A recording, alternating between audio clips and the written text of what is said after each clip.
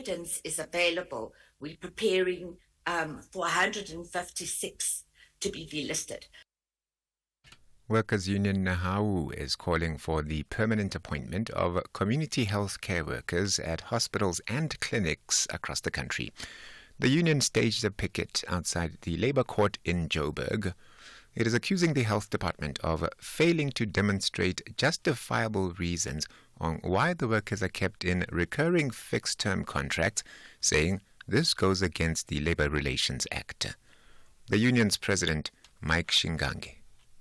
The Department of Health doesn't look like they are interested in resolving this matter of absorbing this cohort of the community health care workers on a permanent basis, who are the backbone of the primary health care system in this country. We are resorting to court here for recalls because we don't think that the labor laws of this country can expect this thing of a perpetual exploitation of these workers. These workers don't have protection of the labor laws as things. They don't have pension funds. They don't have medical aids. They retire after working for over 20 years, but they have nothing to show.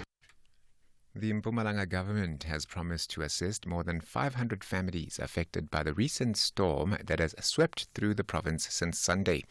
Provincial COGTA MEC Speedy Mashilo says the storm has left a trail of destruction in the Mbombela, Nkomazi and Bushbuckridge municipalities. Government officials are busy assessing the extent of the damage. At least 39 schools are reported to have been damaged in Bushbuckridge alone. Mashilo says they will assist those affected. The highly affected municipalities, Bushbuckridge, we have so far counted over 500 households. We have not done with the quantifications in terms of the quantum, but obviously it will be some couple millions in this regard. As department will be intervening, because we are responsible for disaster as COGTA, and I've already issued the instruction that they must bring the tarpaulin to all those houses where there is the roof removed or roof is gone, so that those families, they can have a shelter over their head. And the leaders of South Korea and Ukraine are to hold strategic talks in response to North Korea's deployment of troops to Russia. Earlier today, South Korea's president described the North's move as a significant security threat. More from the BBC's Celia Hatton. In a briefing to lawmakers, intelligence officers said almost 11,000 soldiers from the north would be in Russia by December. They said the soldiers were being taught basic Russian phrases to overcome apparent problems with battlefield communication. Pyongyang is reportedly eager for its soldiers to get combat experience, in addition to the financial and technical help it's already thought to be receiving from Russia. The top story at 3 o'clock, Tshwane Mayor Dr. Nasipi Moya says the city has a 4 billion rand deficit. For SAFM News, Kimudupi Makhaleme. In sports, Bruce names 38-player preliminary squad and Lejaga confirms Boxing South Africa consulting everyone ahead of new appointments. More details at 3:30. South African Airways is expanding in the DRC. We now offer direct flights from Johannesburg to Lubumbashi, the heart of the DRC's mining hub. Our convenient arrival time allows seamless connections to key regions like Ndola and the Copper Belt, opening up new growth opportunities. Traders can benefit from our generous baggage allowance, while SAA's superior aircraft belly capacity ensures your cargo reaches most parts of Congo on the same day. Book now at flysaa.com or contact your travel agent. South African Airways, connecting Africa to the world, one flight at a time. Think bigger than just a banking partner. Think a team of specialized experts supporting you to make better financial decisions to enable your growth aspirations. Think a strategic partnership providing indispensable advice to help you make the right moves. Think bigger. Think Nedbank Commercial Banking. For more information, visit nedbank.co.za. See money differently. Nedbank. We're a licensed FSP and registered credit provider. Woza Friday! VS Gaming Weekly is back on your screen, bigger and better with more exhilaration. Draw near as we shine a spotlight on the world of gaming to bring you everything from gaming news, the latest tech, tournaments, players' profiles, and celebrity interviews. Get the latest in gaming news and trends, as well as tips and tricks from some of South Africa's favorite pro gamers. Witness Telkom VS Gaming Weekly every Friday at 2 p.m. on SABC1, with repeats every Sunday at 11:30 a.m. on SABC2. Proudly brought to you by SABC Sport. For the love of the game. The National Pulse with Ashraf Garda on SAFM. You're listening to the National Pulse, weekdays 3 to 6 p.m. I tell you what, just for a second or two before I got on air, I searched for my pen and couldn't find it in one pocket and couldn't find it in the other. And for that split second or moment, there was this panic.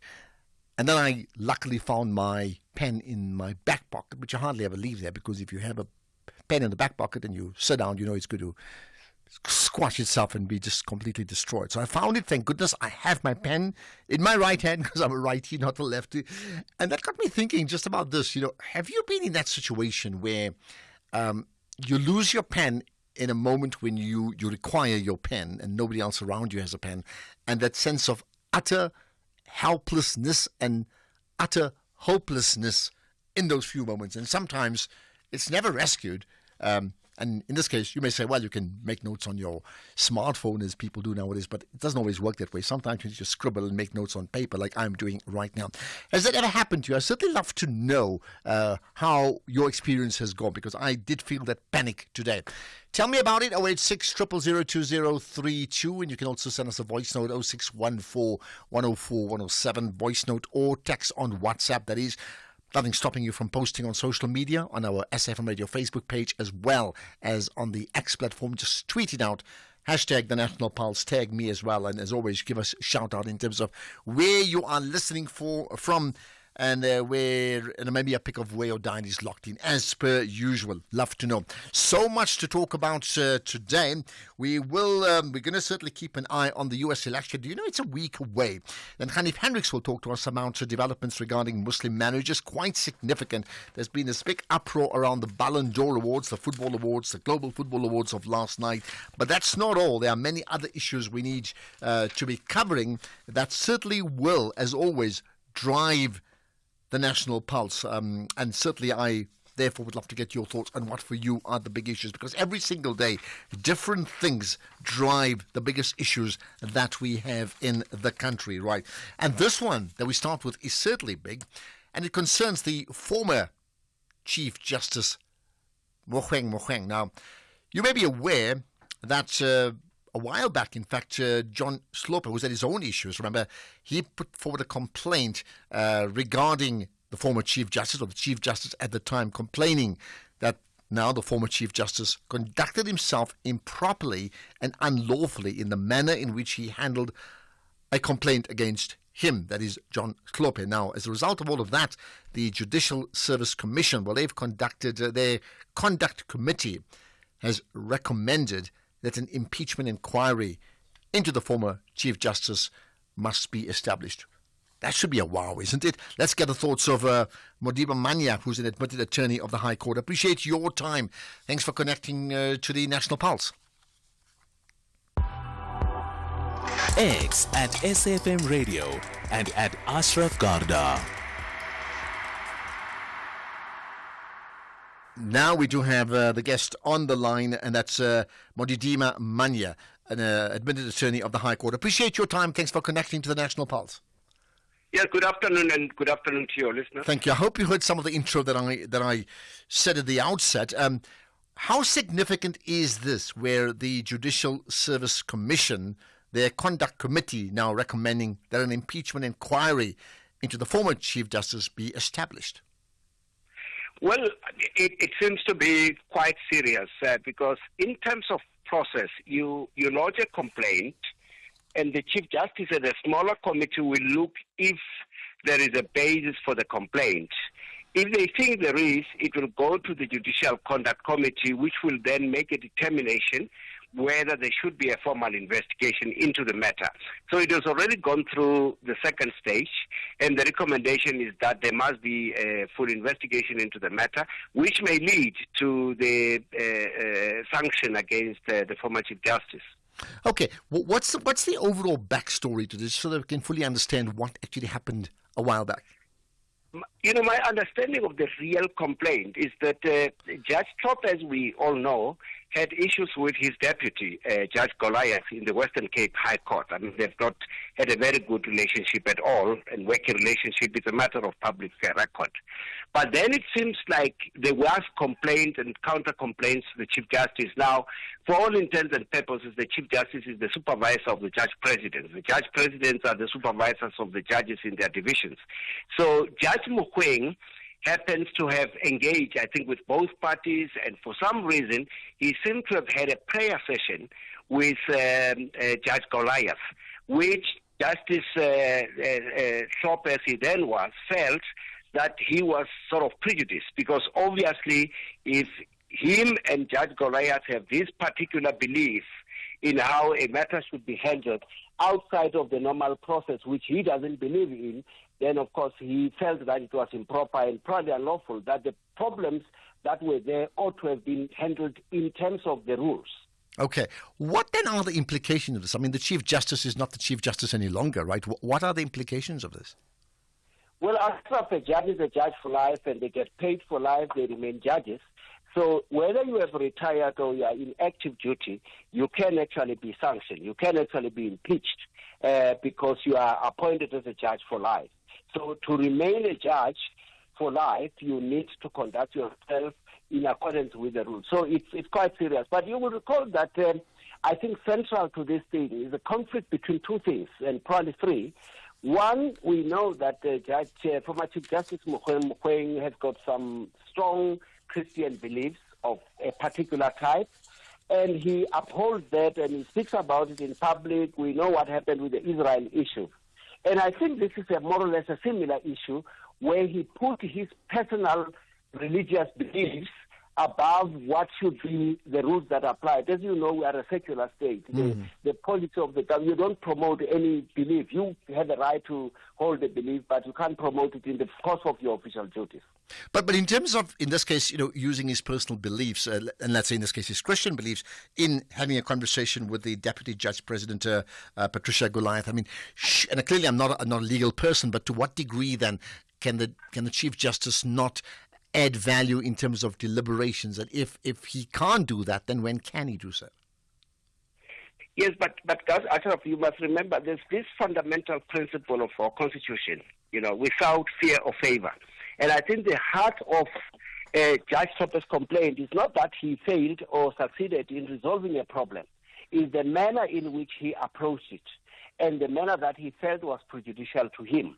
So whether the Chief Justice was, in his view, was right or wrong, is neither here nor there. The question is, in terms of the rules, what ought to have happened?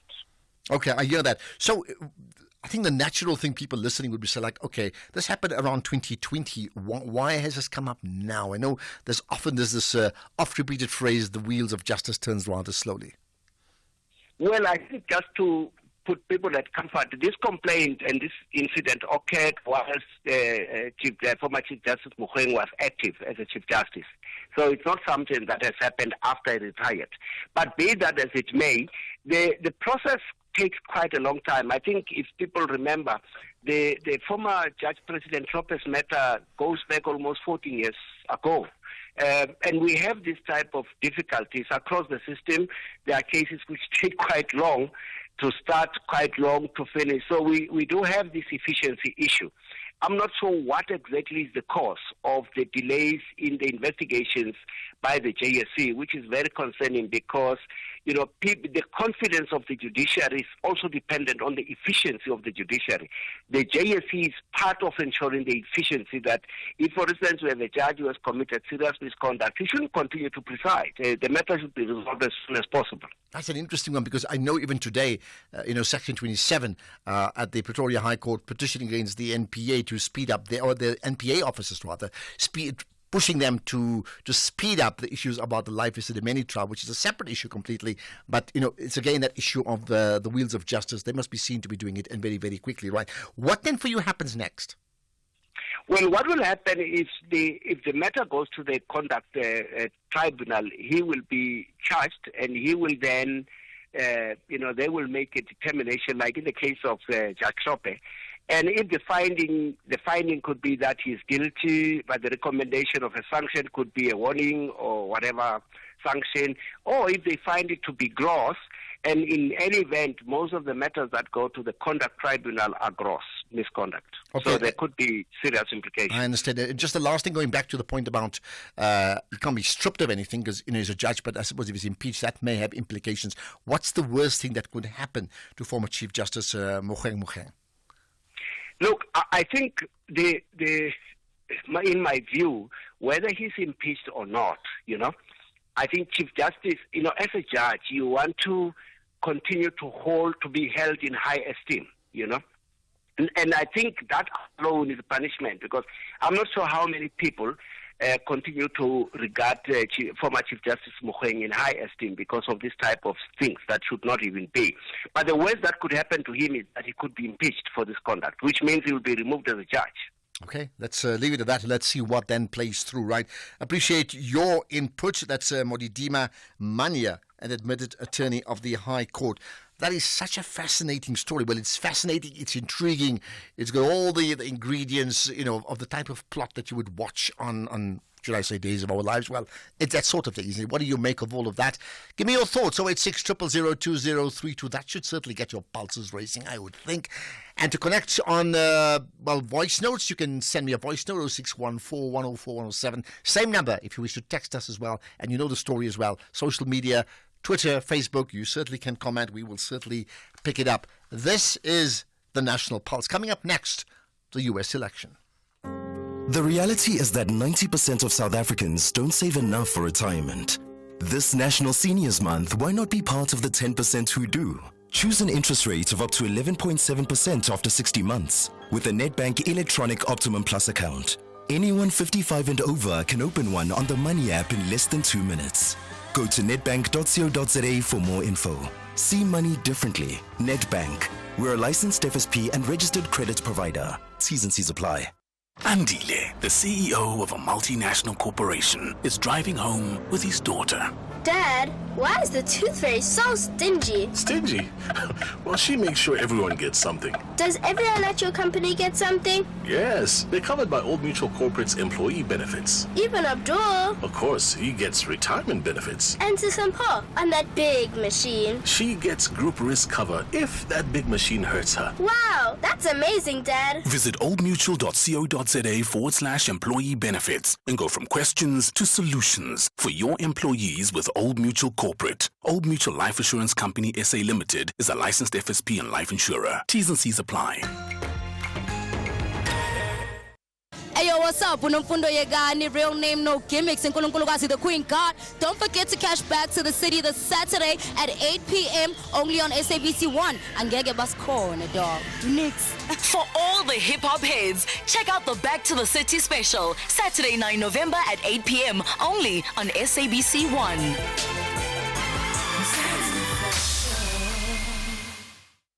Fizzy drinks and fruit juices are making our kids sick. Sugar is dumped into their bodies with every sip, leading to obesity, heart disease, and diabetes as they get older.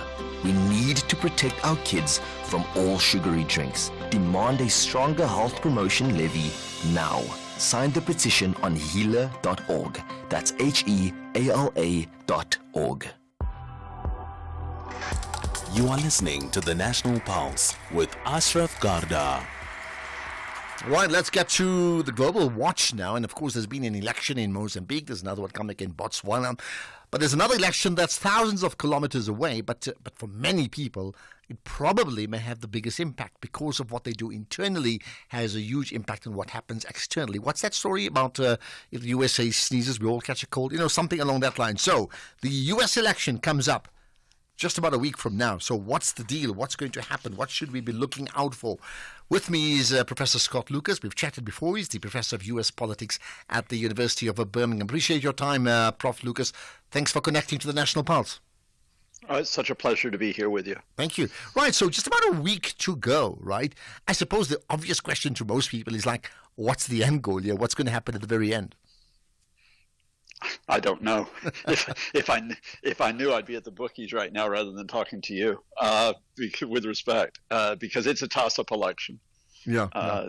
There are the polls in the 7 swing states, and those states are Pennsylvania, Wisconsin, and Michigan in the north, Georgia, North Carolina, Arizona, and Nevada in the south. They all show Kamala Harris and Donald Trump within 2% of each other. 5 of those 7 states are less than 1% gap between the candidates. And there are multiple variables to look at. So do we look at, for example, whether young men will be turning out to vote for Donald Trump, or whether young women, especially with the issue of reproductive rights being so important, turning out for Kamala Harris? What about the suburban vote that made so much difference in 2020 when Joe Biden defeated Trump? What will happen in terms of the Black and Hispanic communities?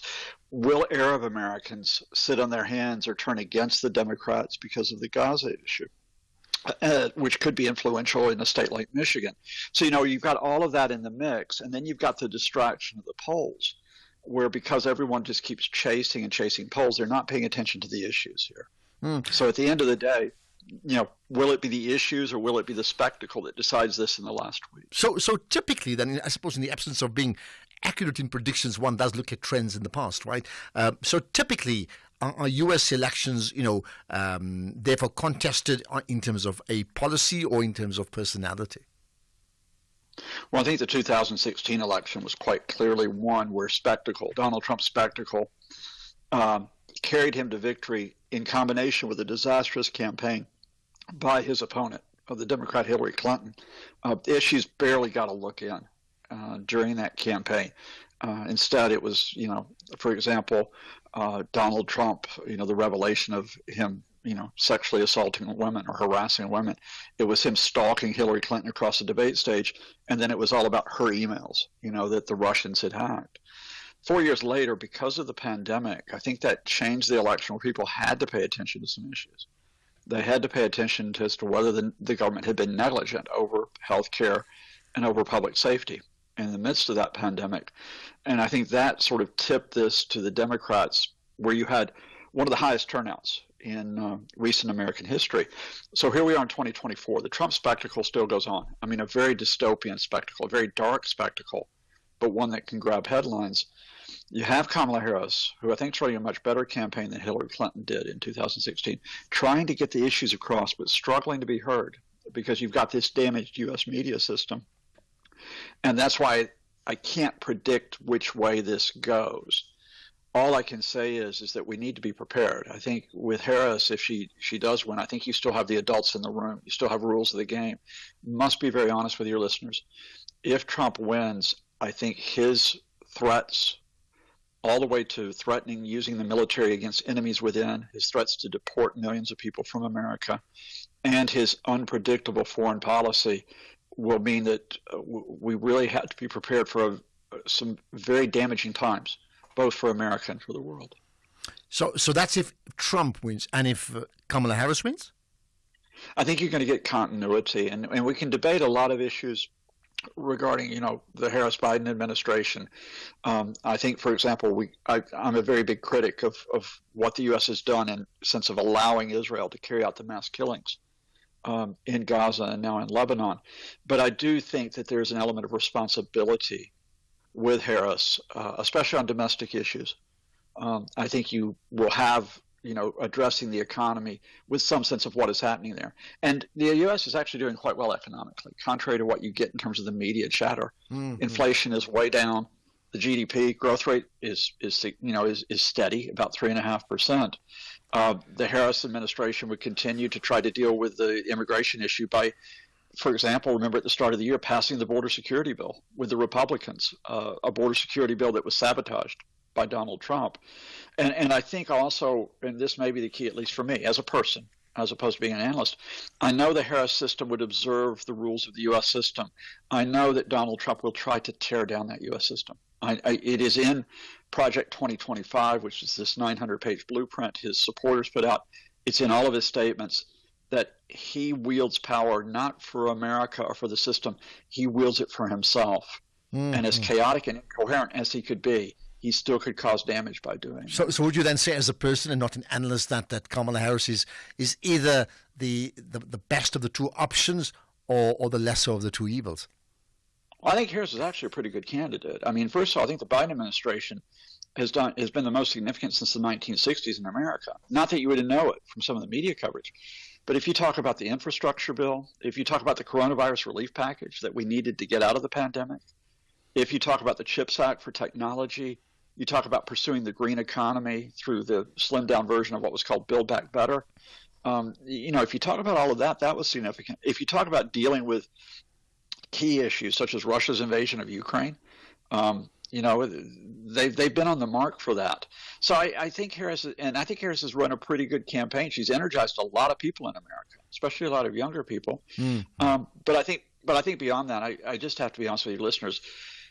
With her being a good candidate, I will tell you that when I watched the Trump campaign rally in Madison Square Garden in New York City this weekend, I actually was shaken. I was shaken to the core, because you may have talked about the headlines where one podcaster talked about the floating island of garbage called Puerto Rico, which is part of the United States. That rally also insulted Hispanics with horrible sexual slurs, even as Trump is supposedly trying to get Hispanic votes. It insulted blacks. It called Kamala Harris a prostitute, the Antichrist, Satan, called Hillary Clinton a word I will not repeat on air with you. And Donald Trump, far from distancing himself from that, he actually repeated that threat to use the U.S. military against Americans, against what he calls enemies within. And as a person, I don't want my country to go down that route. And I don't want other countries like South Africa or where I live now in Ireland have to witness this when we have to learn, or we have to put a priority on being decent to each other. Okay, I tell you what, America does set an example, and it's a horrible one if Trump gets in. Well, there we are. We're bound to talk about technicalities like the Electoral College, not today, some other time. But we're on to news time. But just very quickly as a last thought, therefore, right? Is there still time for both candidates to sway public opinion? Just a quick answer on that one. And where? How would they do so? Yeah, absolutely, because you're talking about an election that could be decided by tens of thousands of votes, maybe thousands of votes in certain states. And there are so many constituencies that are out there. Can you energize those people to turn out either in early voting or on election day? Because it is the turnout that will decide this election. And one rule of thumb, the higher the turnout, the better news that is for Kamala Harris than for Donald Trump. And that's where we're going to leave it. But I'm sure we can have another chat around election time. Professor Scott Lucas from the University of Birmingham, appreciate your time. There you are. USA, it's the politics. It's Trump versus Harris. We'll see about that, isn't it? Let's get the news headlines now. It's 3:30 is Madupi. Thank you very much, Uncle Ash, and a very good afternoon. In your headlines this hour, the Northwest Umbrella Fire Protection Association says felt fires that continue to ravage different parts of the province have caused 2.5 billion rand in losses. The Basic Education Department says the storm in Mpumalanga's Ehlanzeni region has affected 39 schools in the Bushbuckridge municipality. And Tshwane Mayor Dr. Nasipi Moya says the city has a 4 billion rand deficit. And those are your headlines. A full news update coming up at 4. SAFM, guiding you through the rush hour traffic. Good afternoon. Starting off in Gauteng, the N1 northbound in Diepkloof has a crime scene reported at the N12 Diepkloof interchange. The road's closed off, so traffic is being diverted at the ramp. And Witkoppen Road in North Riding has a crash reported north of Malibongwe Drive Junction. In KZN, the N3 eastbound has a truck crash reported at Spaghetti Junction. The ramp to the N2 northbound is blocked. The N3 eastbound is queuing at Camperdown. Umgeni Road westbound is slow moving through Springfield Park. In Cape Town, the N7 Jakes Haville Drive southbound is queuing at Voortrekker Road. The M3 southbound is queuing towards Rhodes Drive, and Bakengracht Street outbound slow moving towards the elevated freeway. With your traffic update, I'm Irma G. This is SAFM Sports with Duming Kapele. Right, Chumi, you have news about our football team. Yes, we're starting off with Bafana Bafana, and head coach Hugo Broos has named a 38-player preliminary squad for the 2025 Africa Cup of Nations qualifiers against Uganda and South Sudan. The squad sees Sipho Mbule return to the fold since 2021, and also 5 new players. Now, Bafana will return to action on the 15th of November when they will face leaders Uganda, who sit on 10 points before rounding off the qualifiers at home to South Sudan on the 19th of November. South Africa just need 2 points from 2 games to book their ticket for next year's AFCON. Then Banyana coach Desiree Ellis says that the Denmark loss is behind them, and they are now fully focused on England clash. Dubbed the Clash of the Champions, the two nations meet tonight in Coventry City, a friendly match that comes at the back of defeats for both countries. It's a new game. Of course, we look back on that, but it's a whole new opponent that also just recently lost. You know, they're also preparing for the Euros, which is also next year. So it's a process for both of us, you know, and we were glad to give some players an opportunity to see, you know, what they can offer. We have also some new personnel coming in that will strengthen the team a bit as well. But I think the enthusiasm is always there, the commitment is always there, and we're all looking forward to this new challenge. Well, still staying with football, Manchester United have reportedly convinced Sporting manager Ruben Amorim to replace Erik ten Hag.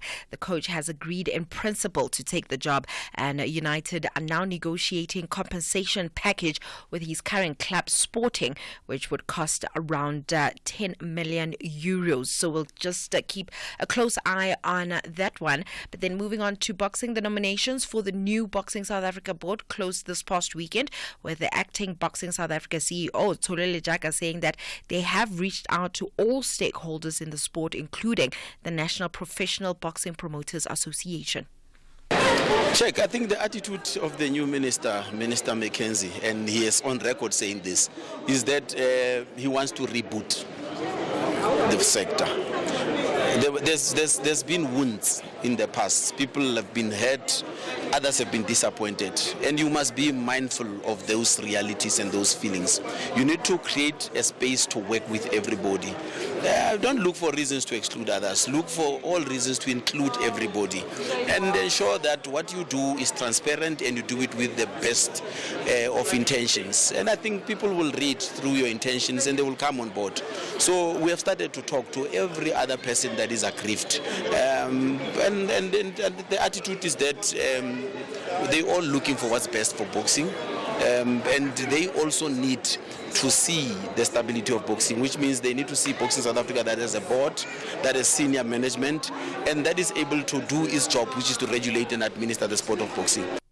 Then in rugby, Jordan Hendricks has been called up to replace Frans Malherbe in the Springbok squad for the Casablanca ongoing tour.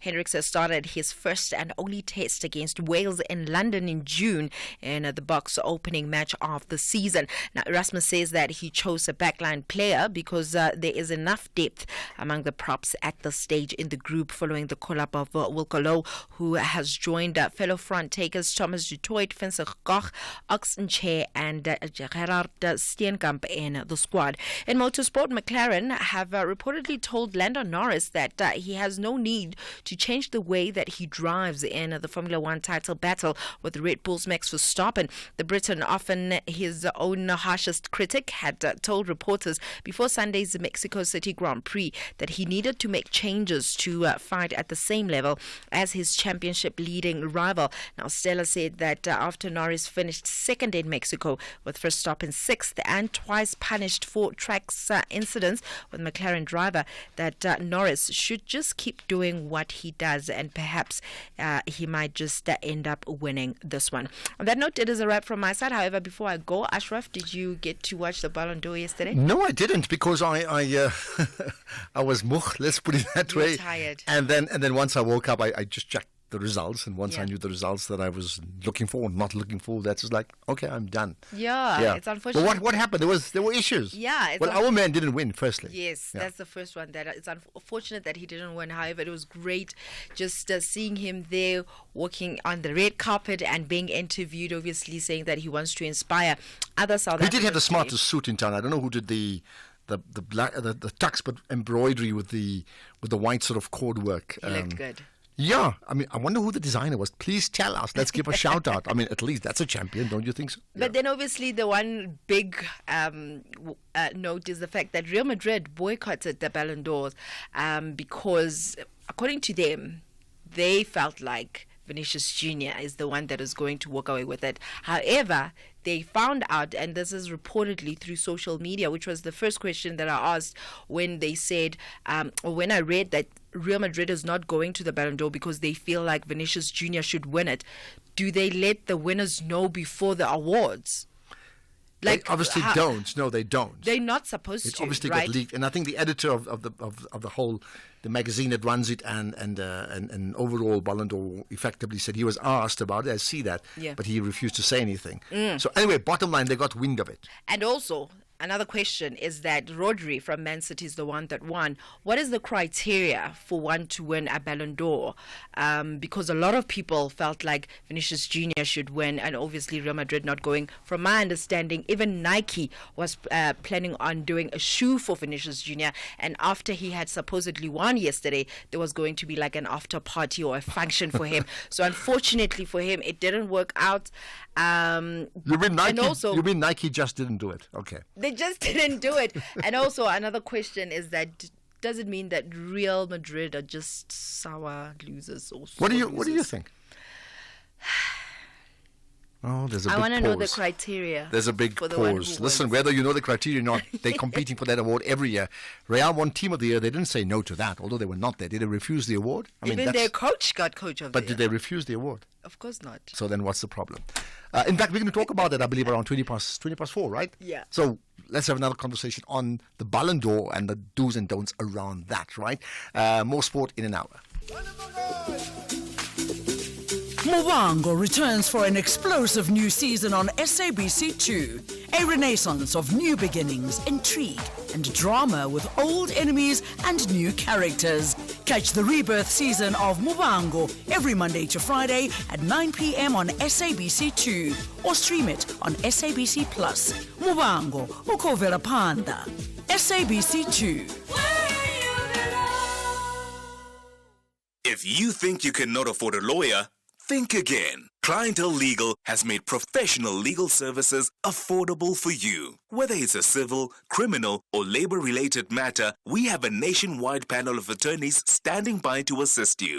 SMS SAFM to 32195. That's SAFM to 32195 and we'll call you back. Clientele General is a licensed non-life insurer and an authorized FSP. Standard rates and terms and conditions apply. Get ready for the biggest night in South African music. Tune in to SABC 1 on the 2nd of November at 8 p.m. for the 30th South African Music Awards, celebrating our finest local talent. Catch the yellow carpet action from 6 p.m. and join us as we honor the legends and voices that shape our sound. For more info, visit samusicawards.co.za. Hashtag Less Noise, More Music. Hashtag Summer 30 in partnership with the SABC. And we went on a water safari, and Mom spotted a hippo, and it said, There is a place where you can see wonder and the wild, with breathtaking scenery and endless landscapes. Enjoy good food and embrace great taste. And the next day we went to the Reed Dance. I saw the maidens handing over reeds to the mighty Zulu king, and the Zulu warriors chanting, Baye! Explore all this and more in the magical Zulu Kingdom. This message is brought to you by KZN Tourism and Film Authority. X at SAFM Radio and at Ashraf Garda. Right, I'll play your voice notes, I'll take your calls. I certainly want to get your opinions, whatever it is you think moves the national pulse. And we have the conversations that moves all of us, I suppose. So I certainly want to hear from you. WhatsApp 0614 104 107. Come on, get it off your chest. And by the way, on the lighter note, did you ever get stuck without a pen in a place where you needed a pen, as I needed, and the panic that set in because of that? You tell me about it. So let's talk about this issue now. You may be aware of it. The Department of Home Affairs issued the first ever South African marriage certificates recognizing Muslim marriages. So did you know that? It just happened now. Now, this development comes after President Ramaphosa signed the Divorce Amendment Bill into law. in May, right, amending the Divorce Act of 1979 to formally recognize Muslim marriages.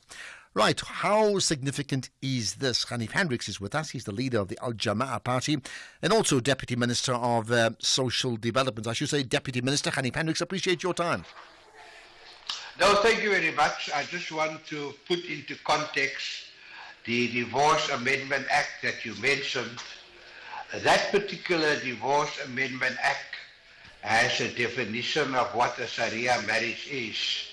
And that definition has been settled and agreed to by all the ulama bodies in the country. Okay. Even the Majlis, they agree to the definition. So that is in the Divorce Amendment Act. Okay. But you have to. Maybe just help us with this, right? What was the status of Muslim marriages up to now, and what has shifted? The status of Muslim marriages was that it had no legal consequences because it was not on a population register. For example, if you die, your death certificate says never married.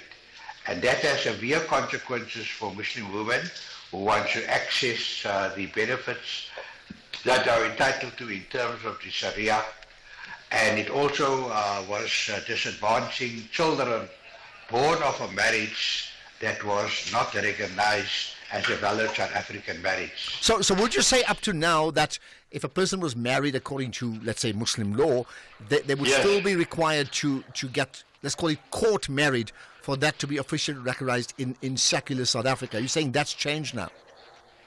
Yeah, look, many Muslims, in order to deal with this problem, committed what I call a sinful act and got married a second time in court in terms of a marriage act. And then I normally say that at the end of that arrangement, you have to say, God save the king or God save the queen, a British law. So it was, you can't get married in terms of an act that is non-compliant with the Sharia, but many Muslims were advised to do that. So we had a situation in South Africa where Muslim marriages had no legal consequences. It affected inheritance, custody of children, and maintenance, and so many other issues. So the best legal minds in the country tried to address this, starting with Judge Ismail Mohammed. He was chairman of a Muslim Personal Law Commission. We had Dalla Umar became Minister of Justice. We had Naledi Pandor, who was Minister of Home Affairs. We had other ANC people who were very passionate about getting legal consequences for Muslim marriages. The mistake they made is they listened to the ulama. The ulama wanted Sharia marriage law to be built into an act of parliament. You know, it was like trying to put the Quran into an act of parliament, but the aspect of the Quran and the Sharia was Islamic Sharia marriage law. Al Jama'ah took a different approach. We first built up alliances with the African National Congress by helping them to run 3 municipalities. Ramaphosa phoned me for help, for escort. We helped in the Harding, in Durban, in Umzinto. So we developed quite a good relationship, and we asked for nothing in return. Then I had a meeting with Jessie Duarte, and she told me, what can we do for you? President Ramaphosa has asked, has recognized your efforts to assist the ANC. What can we do for you? I told her all we want is a Muslim marriage certificate. She then introduced me to the policy expert at Latula House. She slipped me in on the sidelines of an ANC conference at a round table with Ramaphosa, with Gwede Mantashe, and also with President Zuma. Okay, the same day that he phoned Prabha Gordhan to fire him. Okay, I'm going to push you because I'm just worried about time, right? So, okay, you had these consultations with the ANC, and that's changed things. So, as a result of that, now, what do we have on the table? What we have on the table is that you can present a nikah certificate, which you get in a mosque, bring 2 witnesses along, any 2 witnesses, and then go to Home Affairs and sign a form that you agree that you want to get married in terms of Sharia marriage law. Number 2, you elect to get married out of community of property. and then they issue you with a valid South African marriage certificate, and the type of marriage on that certificate is not cultural marriage, it's not gay marriage, it's a Muslim marriage. Okay, so up to you've now... You've got to link that certificate to the Constitutional Court judgment, which says that a Sharia marriage is a valid South African marriage, and the consequences will be terms of the Sharia. Okay, so up to now, that was not the case. That means if you got married in a religious ceremony, it was not recognized. That's correct. And if you wanted some form of recognition, you would effectively get married twice. That's what you're saying. So now are you saying? Yeah, commit a sin and get married twice. So now effectively it would stand. The religious marriage would serve as an official marriage in the court of law as well, right? That's correct. Okay. How is that going to change things regarding issues of inheritance and you mentioned issues of potential death amongst the spouses and of course let's link to inheritance, but also potential divorces. How would that change from the status quo now? It will dramatically change things, because when a court has to make a determination, it will be made on what are your rights in terms of Sharia, Islamic Sharia marriage. And then you will obviously have to get a fatwa or a legal opinion from an Islamic jurisdicting body to say, look, number one, here's my marriage certificate. It says Muslim marriage. We signed the document to say we agree to Sharia marriage law. So there's a contract. And in terms of that contract, I'm entitled to all the benefits as a Muslim woman in terms of Islamic Sharia law. Here is a fatwa or a determination by a recognized Muslim body that this is my rights. We ask the court now to issue a court order and give me my rights with regard to custody of children, with regard to inheritance, with regard to maintenance, with regard to so many other issues. So that means a Muslim woman especially can now get all the rights that Islam has given her because of that certificate. Okay, let's end with this. We're running out of time. Just the last point very quickly, therefore. Considering the point you made about Ismail Mohammed a long time ago, I think he was the very first Chief Justice that we had in democratic South Africa, and only now it's come to fruition. Is what has happened now the result of the GNU? Just a quick answer on that? Not for 1 second. The Minister of Home Affairs, we had a cabinet meeting this morning. He came to thank me. He told me that, look, he had to make the announcement because he is the current Home Affairs Minister. He recognized the work that we did all alone with Jessie Duarte and the ANC.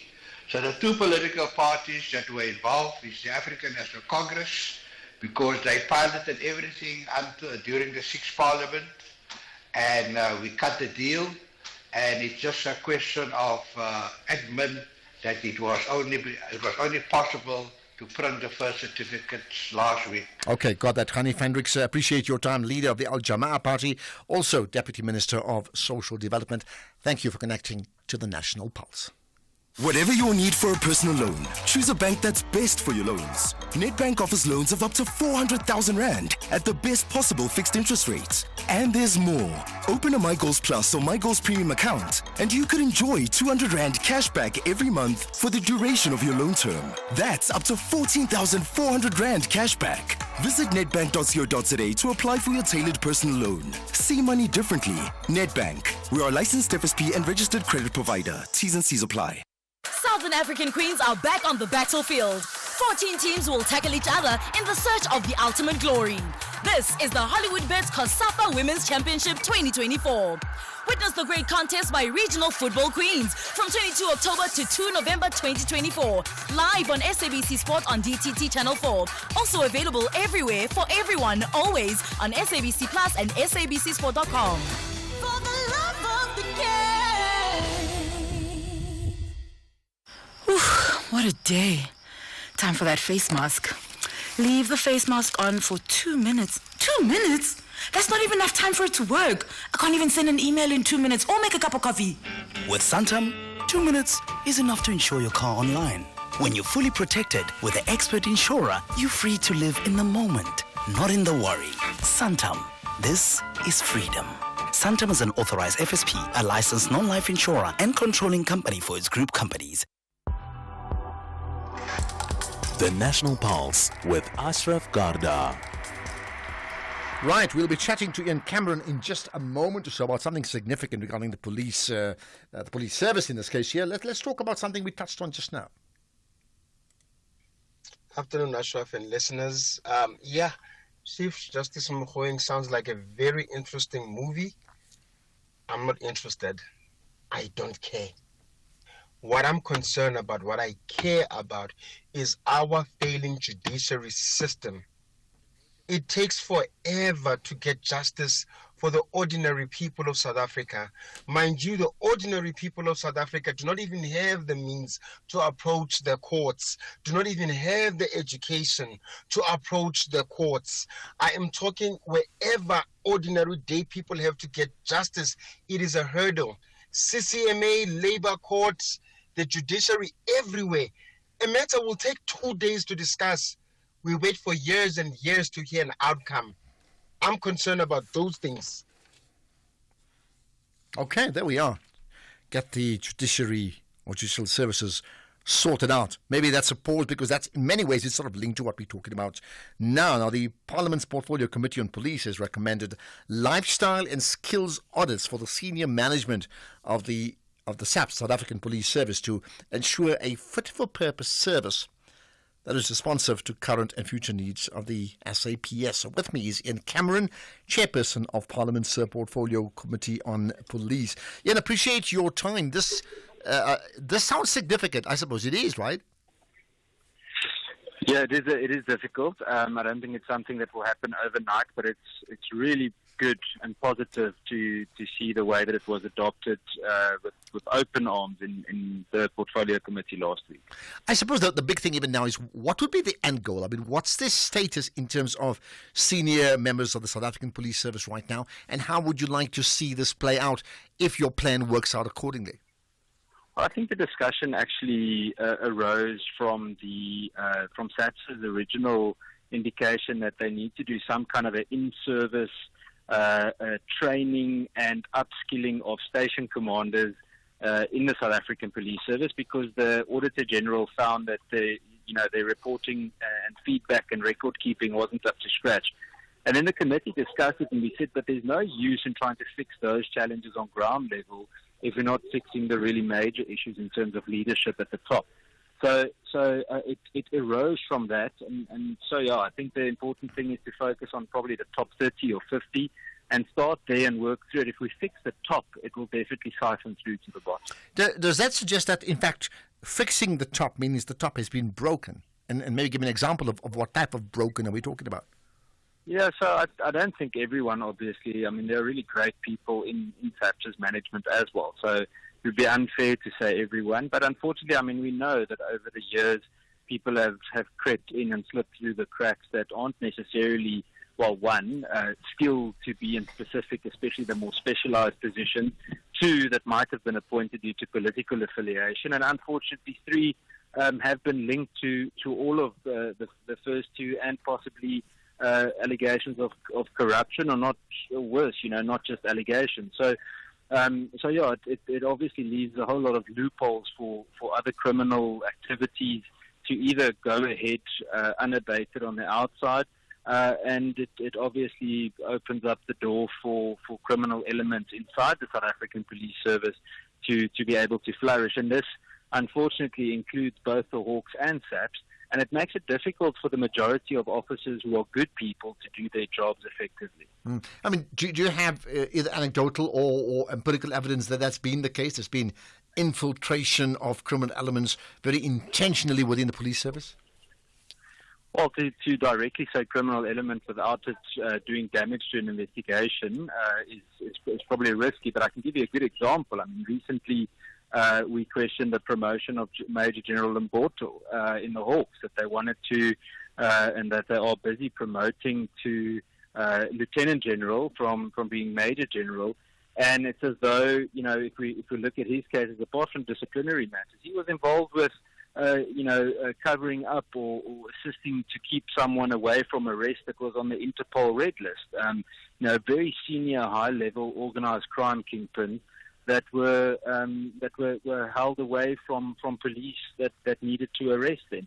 And that's just one of many examples, and now he's actually being promoted, which is shocking, and that in a body like the Hawks that should be setting a standard of being absolutely beyond reproach. And therefore you talk about a lifestyle and skills audit, and they're two different things, aren't they? They're two different things. So skills, it's when we say skills, it's not only pertaining to theoretical skills. It also means that you need to be fit and proper for the job. You need to be able to operate in that space, and you need to have the relevant leadership skills too. In terms of the lifestyle audits, I think that rather points to corruption. It's something that SAPS did launch a few years ago. But unfortunately, we've really been struggling to get feedback. Previous administrations, portfolio committees also battled to get feedback. So it's something that we'll feel very strongly about, that needs to be not only very, driven very hard, but that we urgently need some kind of an indication of where are those lifestyle audits at, and how will they be taken further in future. And maybe just the last thing, in terms of, so the recommendations have been made by the Portfolio Committee on Police, right, that you head up. What happens next?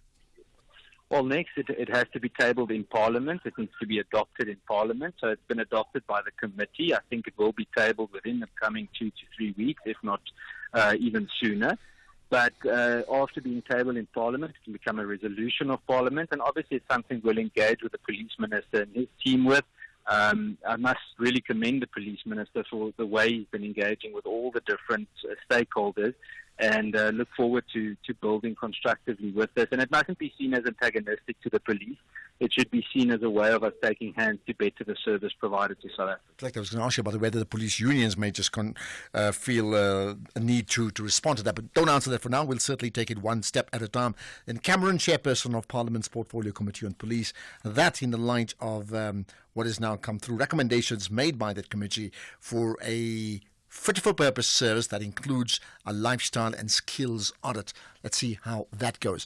Lots to come. Certainly give me your opinion on some of the big issues we've discussed so far. The Al-Jamaa conversation we've had around Muslim marriages, this issue around the policing, the U.S. election coming up. Certainly many people commenting on Kamala Harris and Donald Trump and others, and still some people, for whatever reason, feel it's fit to talk about the Ballon d'Or and Manchester United as if that's the most important thing in the world. Well, strange things this world is all about, isn't it? Let's get the news now. It's 4 o'clock.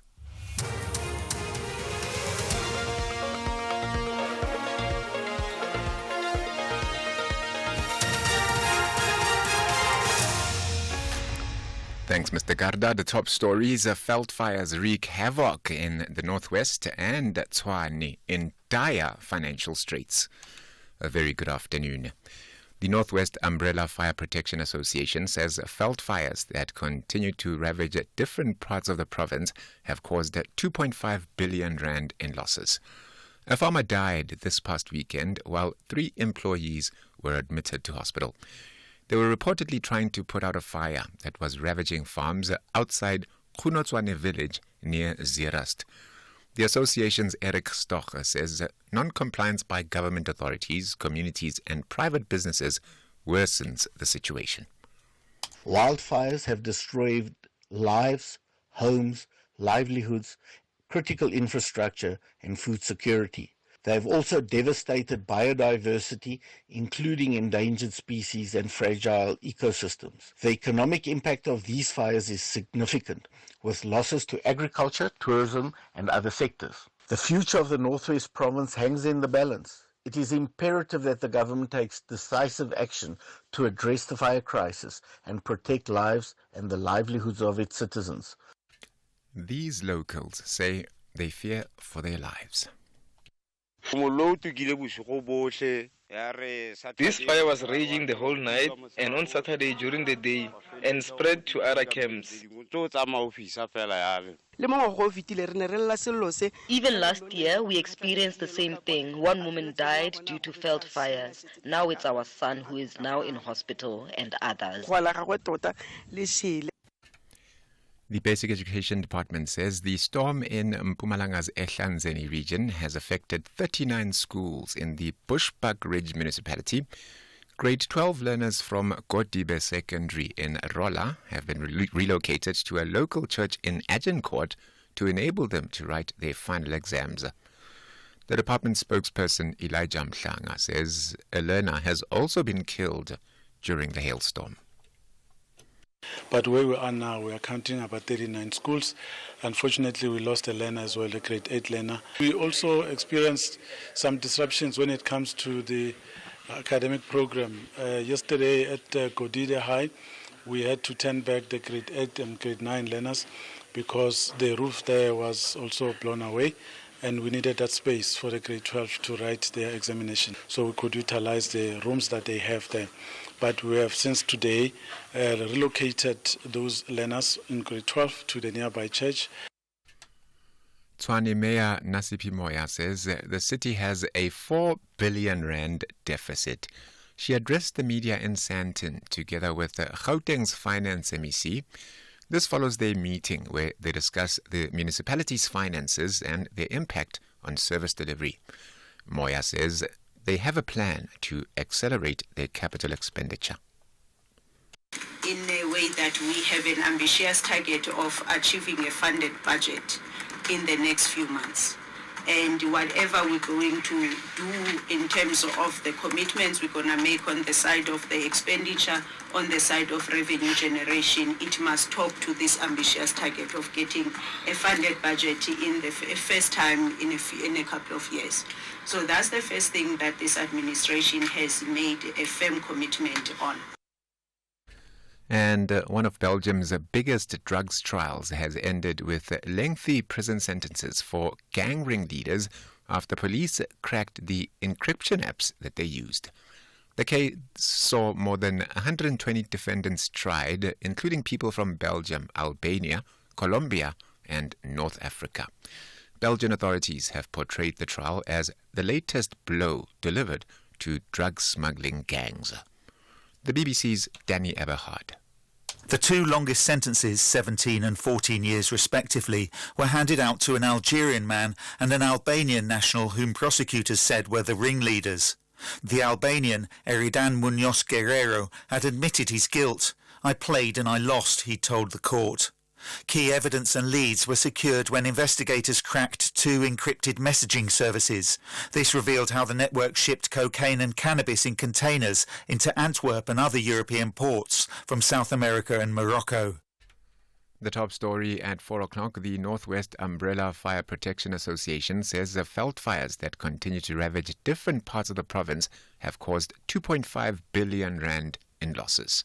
For SAFM News, in sports this hour, Proteas on top of Bangladesh on day one of their second test. Pirates looking to a match-winning start to a season, and Senna out of Paris Masters with virus. More details at 4:30. SAFM, guiding you through the rush hour traffic. Good afternoon. Starting off in Gauteng, the M1 southbound in central Johannesburg is slow moving towards Crown Interchange. Sandton Drive westbound, slow moving towards Winnie Mandela Drive. In Midrand, the N1 southbound has a crash reported at Baklu Interchange, and Summit Road westbound has delays at Blue Hills. In KZN, the N3 eastbound has a truck crash reported at Spaghetti Junction. The ramp to the N2 northbound is blocked, and Mgeni Road westbound, slow moving through Springfield Park. In Cape Town, Main Road northbound, slow moving through Cork Bay. The N2 Nelson Mandela Boulevard outbound is queuing towards Hospital Bend, and the M5 southbound queuing towards Racecourse Road exit. With your traffic update, I'm Irma G. And we went on a water safari, and Mom spotted a hippo, and it said, There is a place where you can see wonder and the wild, with breathtaking scenery and endless landscapes. Enjoy good food and embrace great taste. And the next day we went to the Reed Dance. I saw the maidens handing over reeds to the mighty Zulu king, and the Zulu warriors chanting, Bayede! Explore all this and more in the magical Zulu Kingdom. This message is brought to you by KZN Tourism and Film Authority. 16 teams of Mzansi Africa's Elite League are back to the battlefield. Namandla Masha. They all believe Ukutukuzoba right, Kube bright, as they navigate the path to the final. This is the second edition of the Carlin Knockout Cup. Fagukesi. Catch the unmatched passion and drama of Ipolala Mzansi. The Carlin Knockout Cup, live on SABC1 and SABC radio stations. Also available everywhere for everyone, always on SABC Plus. Proudly brought to you by SABC Sport. For the love of the game.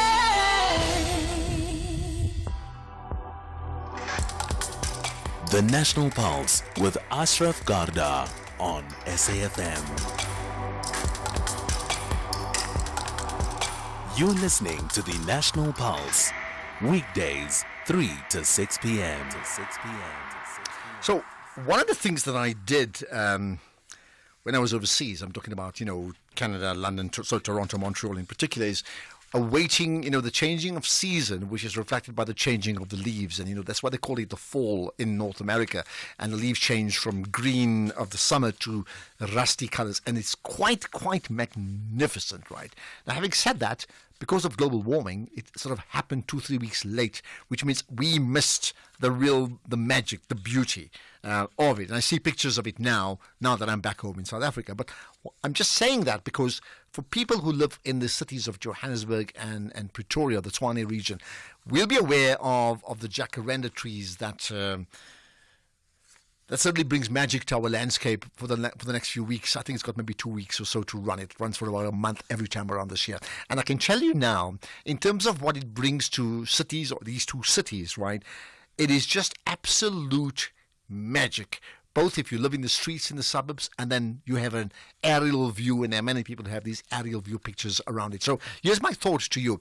If you live in those two cities and you've got pictures of your street or even aerial views of your suburbs with these magnificent jacarandas, how about you tweeting us some pictures? Just tag us, SFM Radio, and myself, Ashraf Garda. I'd love to see it. But also, even just send us the pictures on WhatsApp to 0614 104 107. Give me your name as well and the area or the suburb that you come from, so I can give you a shout out. Now, that's for Joburg and Pretoria, but let me not ignore other places. There could be some magical trees and blossoms in other parts of our country. So if you've got those, like even Namakwa, I'm just thinking about that. If you have those right now, how about you sending it to us? I absolutely would love to see it. And I want to give it a mention. So give me your name, send the pictures, tell us where you're from. I would certainly love to see it. Okay. Let's move on to other issues. We'll talk about the Ballon d'Or story, as we touched on earlier, coming up around 20 past. So do not miss that for those of you interested in the award season around football. But let's talk about the ANC. Yesterday we spoke about, the ANC Foundation or political education course, or what has been spoken about is political school. And we played some sound from the ANC President Cyril Ramaphosa talking about what is called this mandatory political education course the parties will have to be implementing.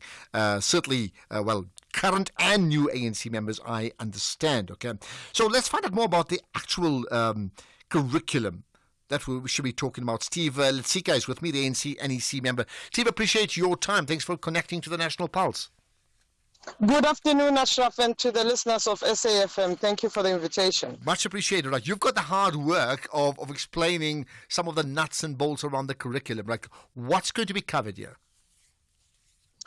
Ashraf, I think one thing that we should appreciate about this is that coming from the 55th conference that actually declared ANC must renew itself, it must unite its members and the support base. And part of it is that, we have to take back ANC members to the beginning, why ANC was actually established. So the curriculum part of the course, which are essential part and compulsory for members and its own leadership, looking at the history of ANC, the vision of ANC, because those cornerstones that enabled ANC to look at liberation, to look at the NDR, which really was emphasizing the activism of bringing people together and fighting for liberation, justice, and prosperity for all. And those are some of the areas that the courses will be focusing on. But most importantly, is really around the country. ANC for the last 30 years have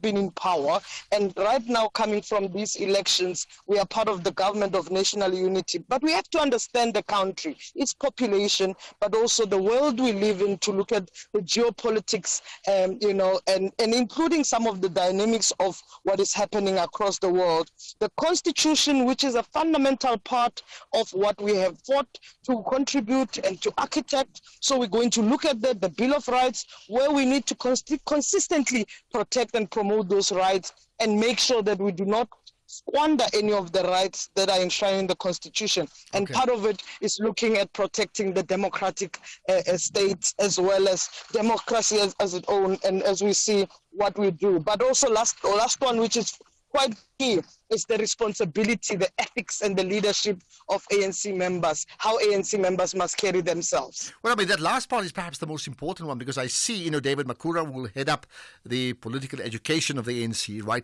He spoke about, and saying it's no secret, the ANC members have deviated from core values. Now, yesterday, when we announced this new plan and this new school in whichever form it takes, right, many of the people listening in were saying, it's not about the new school. What simply needs to happen is the ANC members simply need to be more ethical, and what school needs to go. They don't need to attend school for that. They just simply need to understand common sense. Is that not the case, that the ANC itself, to quote David Makura, has deviated from core values, and all it really needs is just to go back to what is absolutely ethical and common sense, not actually a political school?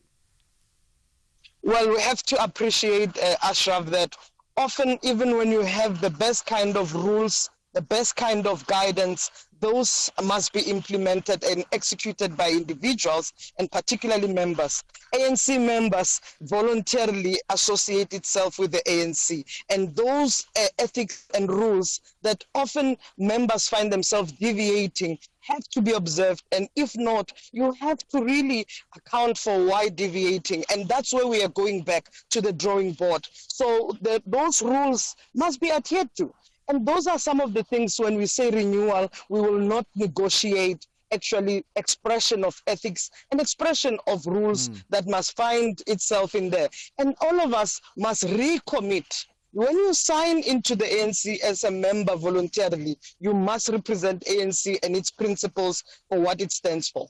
Give us a sense then of the actual curriculum. I mean, just at top level, what would it cover?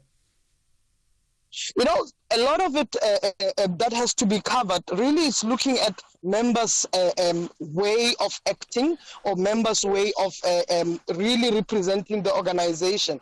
And when you are occupying a membership, how you actively involve and look at community work. Remember, ANC is an activist organization. So part of it is really going back into what are some of the seasoned issues that affect the people. How do you actually navigate systems in the community level, in the legislation level, in the policy levels, or even when you are deployed into government itself. So we are actually going back into the teaching mode of representing the organization and its own behavior and the principles. And in addition to that, is that you don't disconnect to the seasoned topics around policy and lawmaking itself.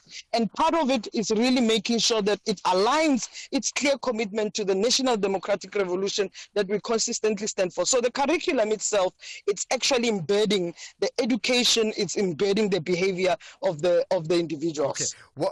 One of the points I've picked up is that, all ANC members, new and existing, would have to go through this political training or school for over a period of 2 years. Does that mean every single ANC member, or are there limits to this? Just help us understand this.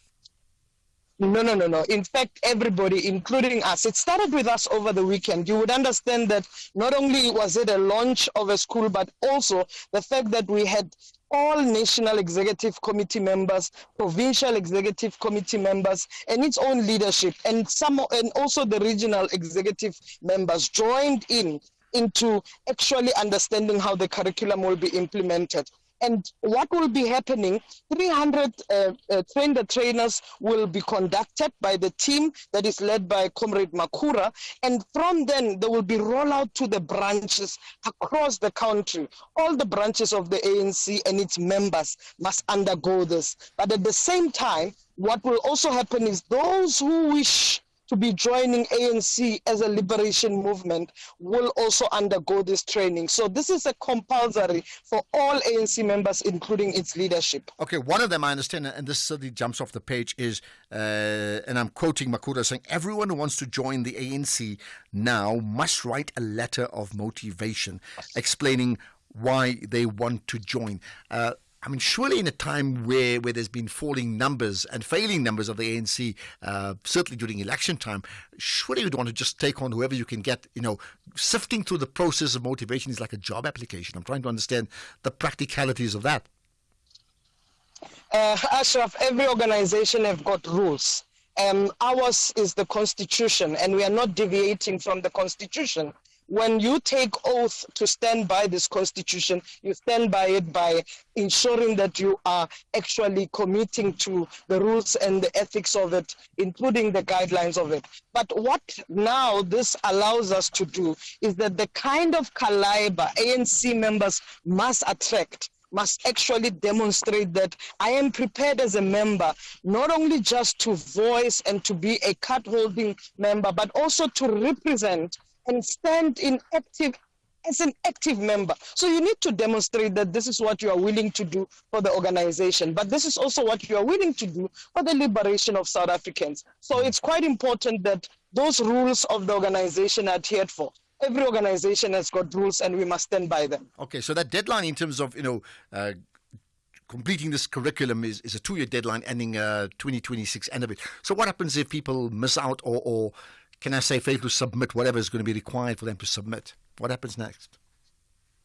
Remember that the rollout is controlled or is managed by the school itself. The school also will be coming back to the NEC to give updates. This is a rollout plan to make sure that we are covering all our members, but we are also covering new members that are joining. There's already a strengthened system on our membership, which is also managed by Comrade Dumanana, which also looks at how improved our system is for easy of application of our new members. But everybody will have to go through the system of ensuring that the education is a pathway of aligned to that. So if members don't really cover that, that will be brought into accountability. The principal himself, which is Comrade Makura, will account to the NEC in terms of why have we not met the deadline. Remember, we are also under the guidance of our own conference rules that we need to come back as the national executive to account,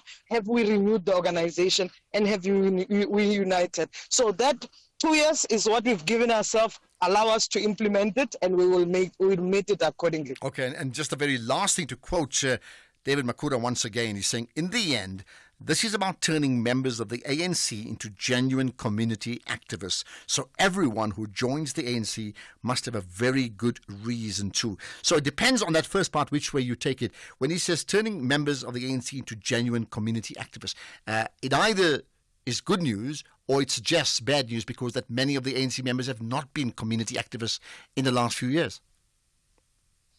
And to the basis, we cannot shy away from that, Ashraf. If there has been an oversight that has happened over time, is allowing the organization ethos, what carried all of us. Why do we believe the oldest liberation movement we have, 112 years, existed on the basis of its activism? And if that was what carried the ANC to become what it was, we bring it back to what it must be. The next 112 years must actually look exactly like the wishes of OR Tambo. And the school itself, which is under that guidance and under the spirit that was led by Oliver Tambo himself, that's the legacy we are carrying. We are young people in the ANC, and our interest is the activism in communities and representation of our people. And that's exactly the spirit we are moving forward with. And ANC is an activist organization, and that's the assurance we are giving our people. And let's hope we have a conversation, you and I, in the next 112 years. Appreciate your time, Steve. Much appreciate that conversation. There we are. This is the National Pulse. Your comments on what we just spoke about. Let me hear it. Andile, the CEO of a multinational corporation, is driving home with his daughter. Dad, why is the tooth fairy so stingy? Stingy? Well, she makes sure everyone gets something. Does everyone at your company get something? Yes, they're covered by Old Mutual Corporate's employee benefits. Even Abdul. Of course, he gets retirement benefits. And Sisampo on that big machine. She gets group risk cover if that big machine hurts her. Wow, that's amazing, Dad. Visit oldmutual.co.za oldmutual.co.za/employee benefits and go from questions to solutions for your employees with Old Mutual Corporate. Old Mutual Life Assurance Company SA Limited is a licensed FSP and life insurer. T's and C's apply. Ayo, what's up? Unomfundo Yegani, real name, no gimmicks, and Nkulunkulukazi, the Queen God. Don't forget to cash back to the city this Saturday at 8 p.m. only on SABC1. Angege Baskone, dog. Nix. For all the hip-hop heads, check out the Back to the City special, Saturday 9 November at 8 p.m. only on SABC1. Svali Weekend on a high note with Final Analysis on Sunday night. Tune in to Final Analysis every Sunday night and stand a chance to win a hamper worth 10,000 Rand, courtesy of Diadora and SABC Sport. Final Analysis, the premium wrap-up show, giving you match highlights, final scores, post-game reactions, expert analysis, and sport news weekend roundup of the local and international arena. Catch Final Analysis every Sunday at 8 p.m. on SABC Sport on TTT Channel 4 and 10 p.m. on SABC 3. Also available everywhere for everyone, always on SABC Plus and SABCsport.com. Hashtag We've Got It All. Proudly brought to you by SABC Sport. For the love of the game. Our role must be to seek to build a better world. SAFM invites you to our annual public lecture, delivered by former Minister Dr. Naledi Pandor. The theme for the lecture is 30 Years of South African Freedom, reimagining South Africa's democracy, achievements, challenges, and the road ahead in protecting our democratic gains. The lecture will take place on the 21st of November 2024 at the Birchwood Hotel and Conference Center. Secure your seat by emailing us at info@safm.co.za. Today, I'm part of seeking to build a better South Africa. SAFM, leading the conversations that move us. The National Pulse with Ashraf Garda. Weekdays, 3 to 6 p.m. Right, let's talk about football. Let's talk about football winners and losers. The Ballon d'Or, that annual awards that people fuss over, and I think for a long time we had just two winners, Cristiano Ronaldo and Lionel Messi. That clearly has changed. We know that now. So there was a winner yesterday, but there's also a loser that many people felt should have won, including his club. Let's get the backstory to all of that and what happened and what did not happen with Dougie Critchley, who's a presenter at Sky Sports and also producer and host of the Truth podcast. Dougie, appreciate your time and thanks for connecting to the National Pulse. Absolute pleasure. Looking forward to our chat today. Thank you. Right, we'll have Tumi as well joining us, the sports anchor on the show. Right. So first things first. Tell us first what happened in terms of this important player called Vinicius Junior, who did not attend the awards, finally won by Rodri, the Manchester City midfielder. Yeah, so what happened yesterday was the Ballon d'Or was announced for the 2023-24 season, which finished obviously in May, June time in this summer, but did include the Euros and the Copa America, which is quite vital to what happened in the end. And yesterday it was leaked that Rodri, the Man City Spain midfielder who was named player of the tournament as Spain won the Euros in the summer, perhaps a little fortuitously. I thought maybe Fabian Ruiz and Lamine Yamal and even Nico Williams maybe outshone him, but he was named player of the tournament. He had a great year for Man City, got 9 goals and 14 assists in all competitions. And it leaked yesterday that he was going to be the Ballon d'Or winner for 2024 ahead of Vinicius Junior, who had an amazing Champions League campaign in particular with Real Madrid. You know, got 11 goals and assists in that competition. Only Harry Kane provided more. He got 7 in the knockouts alone. He provided countless unforgettable moments, not least the goal versus Leipzig, 2 assists versus Man City, 2 goals in the semi-final versus Bayern Munich, and a goal against Borussia Dortmund in the final, becoming the youngest player to ever score in 2 Champions League finals and just the 5th to score in his first 2 Champions League finals. So he had an amazing year, but the Copa America didn't go Vinicius Junior's way. They got knocked out in the quarterfinals, Brazil, and Vinicius Junior didn't really show up. So that seemed like it counted against him in the Ballon d'Or yesterday.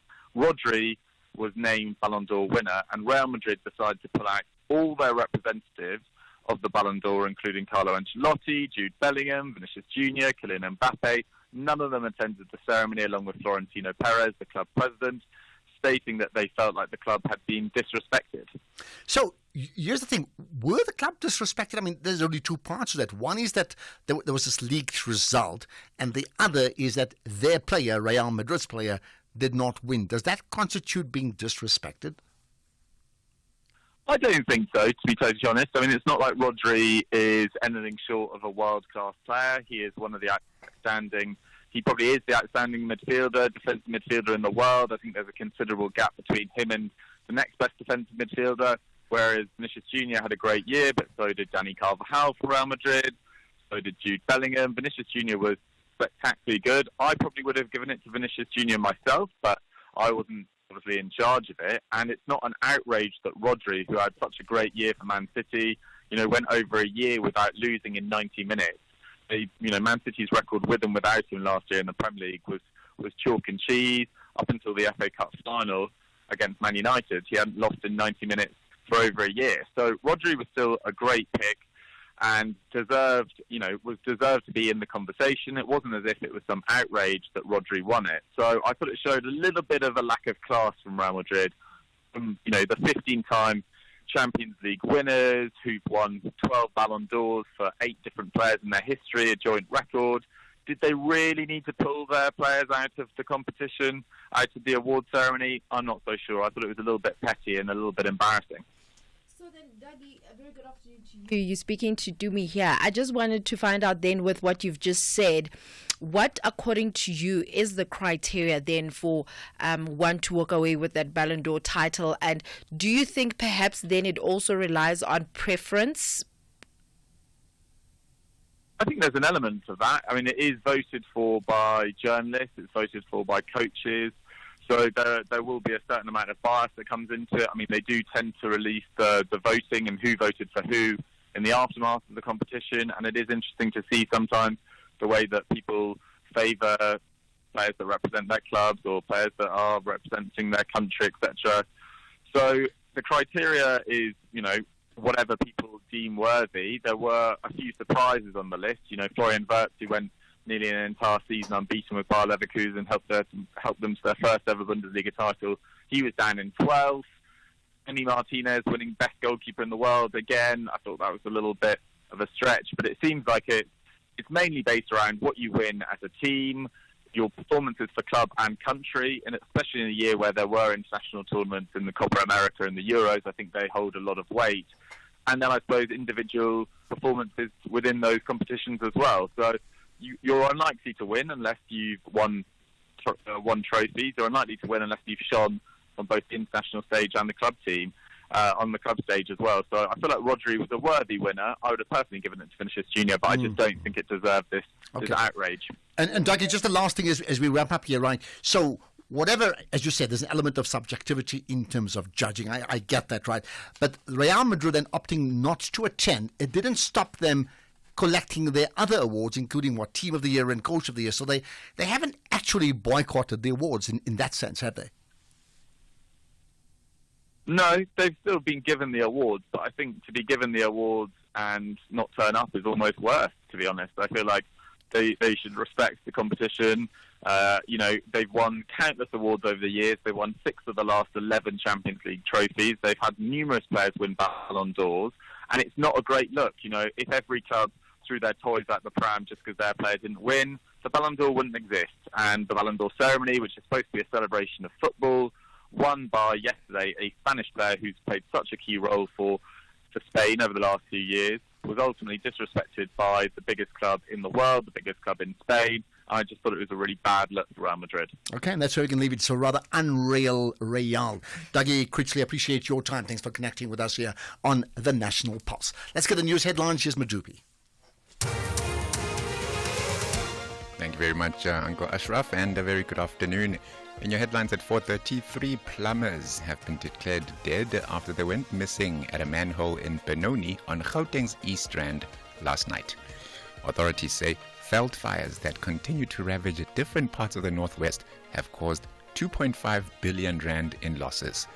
And the Election Commission in Georgia says it'll recount some ballots following Saturday's disputed election.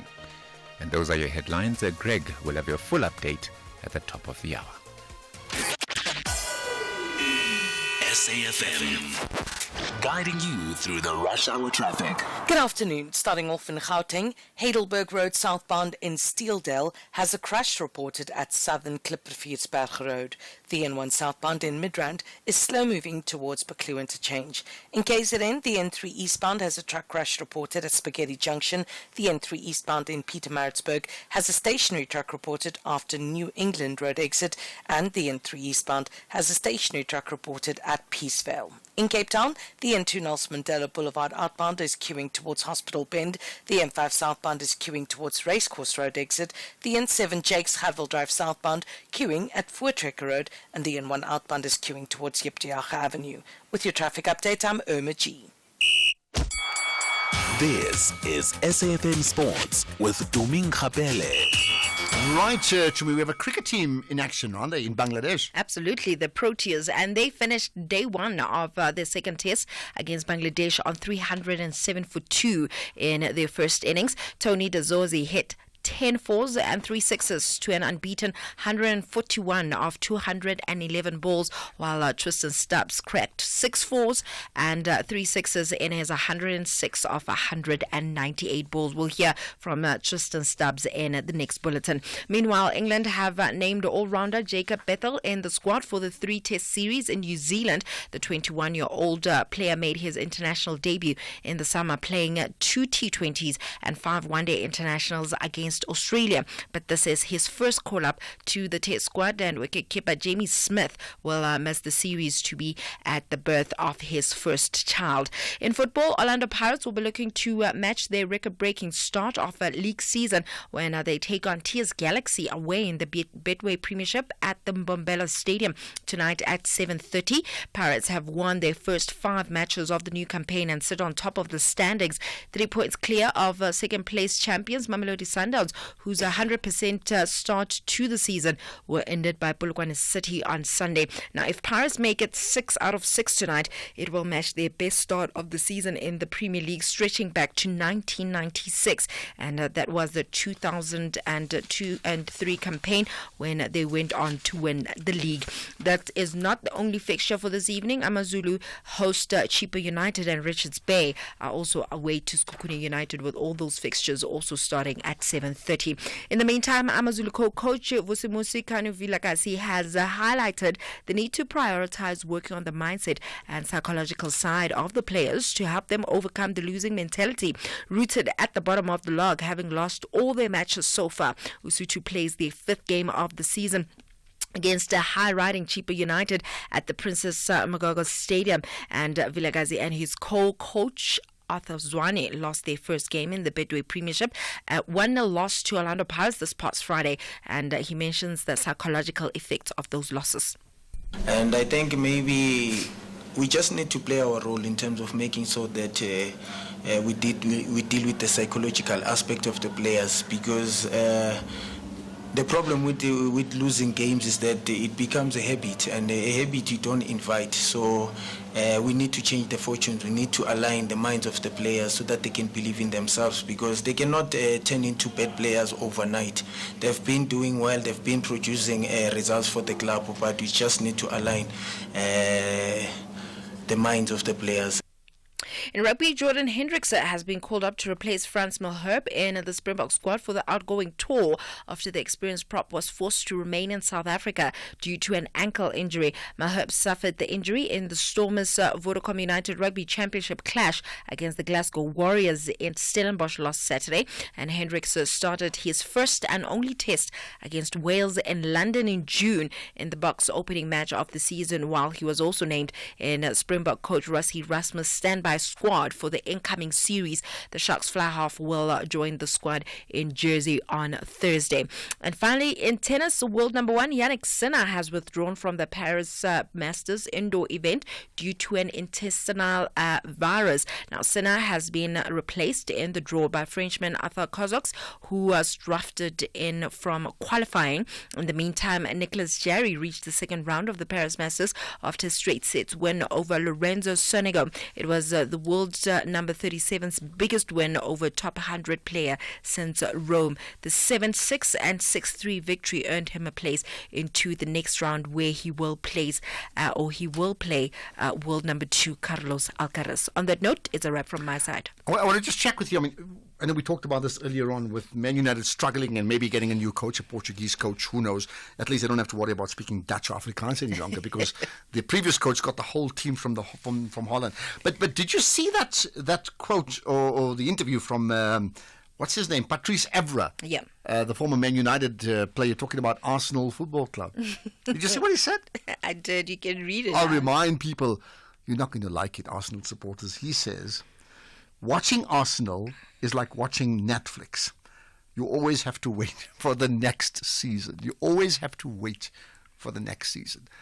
I'm sure we're going to get a response on that. Let's leave it at that. If you want to respond, go ahead and just share it. WhatsApp or call us as well about the Gunners or the misfiring Gunners. More sport in an hour. If you think you cannot afford a lawyer, think again. Clientele Legal has made professional legal services affordable for you. Whether it's a civil, criminal, or labor-related matter, we have a nationwide panel of attorneys standing by to assist you. SMS SAFM to 32195. That's SAFM to 32195 and we'll call you back. Clientele General is a licensed non-life insurer and an authorized FSP. Standard rates and terms and conditions apply. This Mental Health Awareness Month, Expresso Morning Show is here with a heartfelt message. You are not alone. In South Africa, 1 in 3 people will or do have a mental health disorder, like anxiety or depression. It is okay to share how you're feeling. By opening up, you help break the silence and inspire others to do the same. Your story can light the way for someone else. Let's stand together, break the stigma, and show that every voice matters. This Mental Health Awareness Month, remember, hashtag Expresso Cares. Together, we can make a difference. SAFM will be hosting its annual Breast Cancer Awareness Roundtable on The Talking Point with Kathy Motlatlana on Wednesday, the 30th of October 2024 at the Birchwood Hotel and Conference Center in Boksburg. For an opportunity to join the roundtable, email your name and surname to info@safm.co.za. SAFM, leading the conversations that move us. Economic news on SAFM. Facts and figures you can count on. Right, as always, the numbers coming from Makwe Masilela, Chief Investment Officer at Makwe Fund Managers. Makwe, good connecting with you. As always, local and global markets in a moment, but there's a significant update regarding ShopRite and Q1, right? Definitely, and afternoon to you and to the listeners. ShopRite Ashraf opened 68 new stores. The group sales were up 10.4%, with core supermarkets RSA segment increasing sales by 11.4%, and their internal selling price inflation continued to move lower, now at 2.6%. Ashraf, it means their prices are now rising more slowly, which in turn is beneficial for the customers, and the furniture segment sales up 7.6%, with credit sales making up only 14.3% of sales. So it basically means it's a cash business. And when it comes to the markets, the mega tech firms make up a large chunk of U.S. market valuations. We are talking almost 42% of the S&P market cap. Hence, their earnings are likely to act as a bellwether for the broader market, and also expected to show whether that AI trade remained in play. And markets are bracing for the potential prospect of Trump returning as the president, with most major polls showing him locked in a tight race with Harris. And locally, GNU's resolve to control debt and expedite economic reforms to fire up our lackluster economy will be put to the test tomorrow when our finance minister unveils his first budget under the GNU. And oil prices are trying to recover some ground after the U.S. announced plans to buy crude for its strategic reserves. Although concerns over weaker future demand remains, we see Brent crude is up only 0.1% at $71 a barrel, and the yellow metal continues continue to shine as uncertainties from the U.S. presidential elections and upcoming economic data kept the safe haven demand in play. Gold is up 0.9% at 2,766. Platinum is up just under 2% at 1,051. And stocks trimmed their October advance, but long-term growth trends remain intact, with the JSE down 0.3%, dragging mainly by financials, which are down 2%. And by the way, this day in 1929, we had a stock market crash on the New York Stock Exchange, marking the start of the Great Depression, hence the term Black Tuesday. And the rand is flat against the US dollar, 1768, 22.98 against the pound, and 19.11 against the euro. All right, thanks for connecting as always, and we'll do it again tomorrow. Makwe Masilela, thank you for your time. By the way, talking about all of that, tomorrow is an important day. It's the midterm budget policy statement, and we'll take in that coverage from 2 o'clock in the afternoon and then go all the way up to 6 o'clock. But in between all of that, taking it from 2, we'll have Jimmy Moyaho jumps in much earlier, and he'll be connecting with me on the National Pulse, so do not miss that. Right, let's get to voice notes. Your thoughts in a moment. The National Pulse with Ashraf Garda. Well, we certainly have lots of people commenting on the ANC. Afternoon, Ashraf. Ashraf, as a doctor, you can't ampute my leg. Don't ask me what was wrong with the leg. You just cut my leg without checking. ANC does not need to go to school to be educated. They need thorough rehabilitation, anti-stealing and anti-corrupt lessons. That will be the curriculum there. Lisa from Brixton. Okay, that's one of them. And again, lots of comments about the ANC. What about the ANC ZANU-PF connection? Good afternoon, Acha. Yes, this is the ZANU-PF strategy, what the ANC is doing now, about taking people to school. That one is Zebeti Stepo School, which is in Zimbabwe. So now ANC is changing the direction to the oppressors of Zimbabwe. This is a Zimbabwean strategy. What is a Zimbabwean strategy? Hello in Pretoria, you have a view on the ANC school. Hello, go ahead, hello. Nope. Yeah, go ahead, you're live on the air. Go yes, ahead. Yep. yes. So the ANC, for me, they always gather and just do the wrong root cause analysis. I mean, when Stella Ndabeni during COVID said everybody must sit home, and then she invited Mduduzi Manana for a dinner, was that lack of political knowledge or history of the ANC? I don't think so. And I also heard your guest referring to Oliver Tambo, and then it just shows me how backwards they are. I mean, as much as we appreciate those guys, but in this day and age, we need new ideas. Their ideas do not belong here anymore because racial politics are slowly becoming a thing of the past, and I think they need to adjust to that. Their school is not going to help them with anything. That's just my opinion. And before I go, I'd like to say individual trophies and awards do not belong in football. If Messi was playing for Kaizer Chiefs or Tottenham, he wouldn't have won anything. Thank you. There we are. Yeah, I think, what's that Tottenham Hotspur striker who's now going to Bayern Munich? I just forget his name. But anyway, Harry Kane, right? I mean, do you know he's won nothing ever in terms of trophies? I think it could change for Bayern this year, but he's won nothing.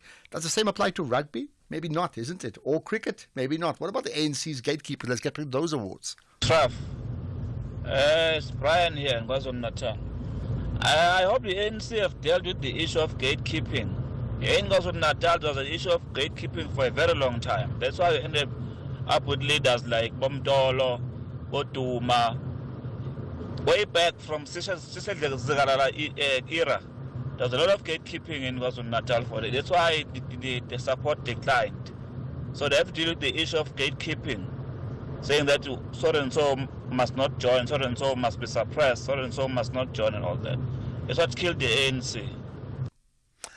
That's what killed the ANC, but they certainly want to live again and they want to live longer. Let's talk about the weather in Grahamstown. Hello, Asaf. The rain has started in King Williamstown, in Eastern Cape, and I think they said also in KZN it started. I just wish that people have learned from the last 2 weeks ago. We don't want to see those floods again, those people stuck in water again. So people must hear the warnings. When the government is giving out the warnings that there's a maybe level 2 warning that is coming the storm, we must take precautions and be there on the safe side, not again also be on the water again. Okay, there you are. That's another issue of, I think, big concerns about the water and the weather. 086 000 2032. If you want to get anything off your chest, what for you moves the national pulse? What are the issues that are really concerning you today? And it could be something really serious, but it could also be something rather trivial, right? Like Man United, Arsenal Football Club, or a Springbok team are off to play in Europe. Whatever it is that you want to get off your chest, let's hear it. WhatsApp text messages 0614 104 107, and you can also send us a voice note too. Well, when I say trivial, is Donald Trump trivial? Good afternoon, Ashraf. This is Makwara Chinyazo from Teambo. You know, Ashraf, it looks like your guest is describing Trump as a warmonger, as a person who will bring a war in the world, as a person who will make sure that there's war everywhere, which is not the truth, you know, because what I'm seeing right now is that there is more war in every part of the world than when the country was under the Republican, you know. That is what is happening right now. And I think if Trump wins the elections, he will make sure that he restores the world and there's peace, and he brings peace in the world, and he will even end the Russia-Ukraine war. You know, in less than 2 months, there will be no war, and even the Middle East war will come to an end. That is what Trump is planning to do, because he wants to bring peace in the world. You know, he has the plans for the world. But I don't know if he brought peace in America when he lost that election. Remember that? That alone created a bit of a mini war, if I can call it that, within those two parties, the Republicans and the Democrats. I certainly have no brief for both of those party leaders or members, accepting how they may impact on all of us. And I don't know, quite honestly, whether what he's saying is consistent with what you believe is going to happen. Good afternoon, Mr. Carter. I hear the lady from the ANC, but it's too late. This ANC of today is the ticket of getting rich faster. It's no longer activist organization. It's too late. The ANC is gonna die faster now, not slowly like the EFF. This is Bongani from Chaswell. Okay, it's going to die. That doesn't sound very good. Let's get Mike's thoughts in Durban. Hi, Mike. Hello, Chef. I'm responding to the caller just now. Yeah. About the Republicans never went to war. Yeah, just said so, right. You know, they've killed millions of people, like the Bush family, when they were in power. I think this gentleman doesn't understand what this American politics is all about. But if he doesn't understand it, let me just say this, if he doesn't understand it, is it not so much because... No, because by its nature, it's so complex. For example, how do you link... There are many, many things, quite honestly, we don't even know about. You see, Trump has now recently, if you look at the media and show there, he's got a clip of Trump saying he's giving the license to Israel to finish the job. And if Iran attacks you, I will smash them to smithereens. So people don't understand. Either side have to do things in order to favor Israel. So it's a very confusing, like you say. But please, they are both warmongers, all of them. You're saying both Republican and Democrats are warmongers. Yes. Let's see what happens. Mike in Durban, thanks for that. Right, we have a feature in terms of business strategy. We do this every week around this time that I'm so looking forward to, and you actually should as well, because I'll tell you what, it must concern you more than the American election. It's the strategy around puncture, as in, tire puncture, puncture proof. You're interested? Right after this. SAFM will be hosting its annual Breast Cancer Awareness Roundtable on The Talking Point with Kathy Motlatlana on Wednesday, the 30th of October 2024 at the Birchwood Hotel and Conference Center in Boksburg. For an opportunity to join the roundtable, email your name and surname to info@safm.co.za. SAFM, leading the conversations that move us. The National Pulse with Ashraf Garda. Weekdays, 3 to 6 p.m. By the way, keep the calls coming, keep the WhatsApp voice notes and text coming as well, and the posts on social media, Facebook as well as on the SFM Radio Twitter line. Just tag SFM and myself. Love to connect with you. We're going to chat to Christine Mumalo, who's a spokesperson for the Life Esidimeni families. We talk to her after 5 o'clock. Listen out for that, right? But let's talk business strategy now. And with me is Luyanda Vilakazi, who's an entrepreneur and the founder of Puncture Proof. Luyanda, I need to call you seriously about Puncture Proof. Thanks for joining us. Thank you for inviting me. Thank you. Right, so part of what we talk about today is because we're saying instead of getting people who are, unemployed saying become entrepreneurs, is for them to learn about business strategy. And in doing so, we talk to people like yourself about what you've done around your business strategy in the hope that they could learn about implementing in their own businesses. Now, you have a story about what you have done regarding potholes. Tell me about that. Oh, okay. So how we started is we run a business called Puncture Proof. So what it does is it protects the motorist from getting punctures, from getting tire blowouts. The product also works on reducing the noise, the road noise on your tires. And this is a product that is very light. It's lighter than your plastic wheel caps, so it does not add to your fuel consumption. It's lighter than a cell phone. It's around 600 grams. So we started this in 2019.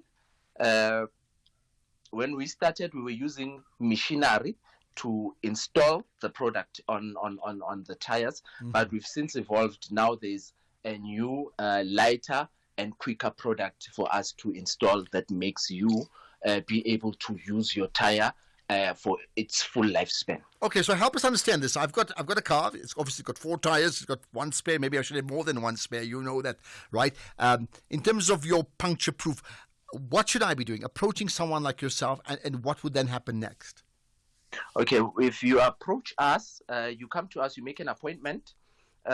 We get the size of your tires, and then our technicians will prepare the tires for you. So we have what you call an explosion pad. That's the puncture-proof pad we use to put inside your tire. So the process takes around 45 minutes for all 4 tires. And then from there, you are free from being punctured by nails. You are free from slow punches. It also absorbs the shock that you get from hitting a pothole. So can you still get a puncture then with your assistance that you've got in terms of your puncture proof or not? No, you are not going to get a puncture. What we do is we seal the tire so that it does not lose air. So the only time you will lose air in that tire is if you broke your rim. Okay, which does happen often, as you know, with potholes, right? What about run flats? You know, some cars have these run flats that allows you to drive for 50 k's or 100 k's, having a puncture already anyway. I mean, is that the same thing? It's not the same thing. I'm glad you asked that question.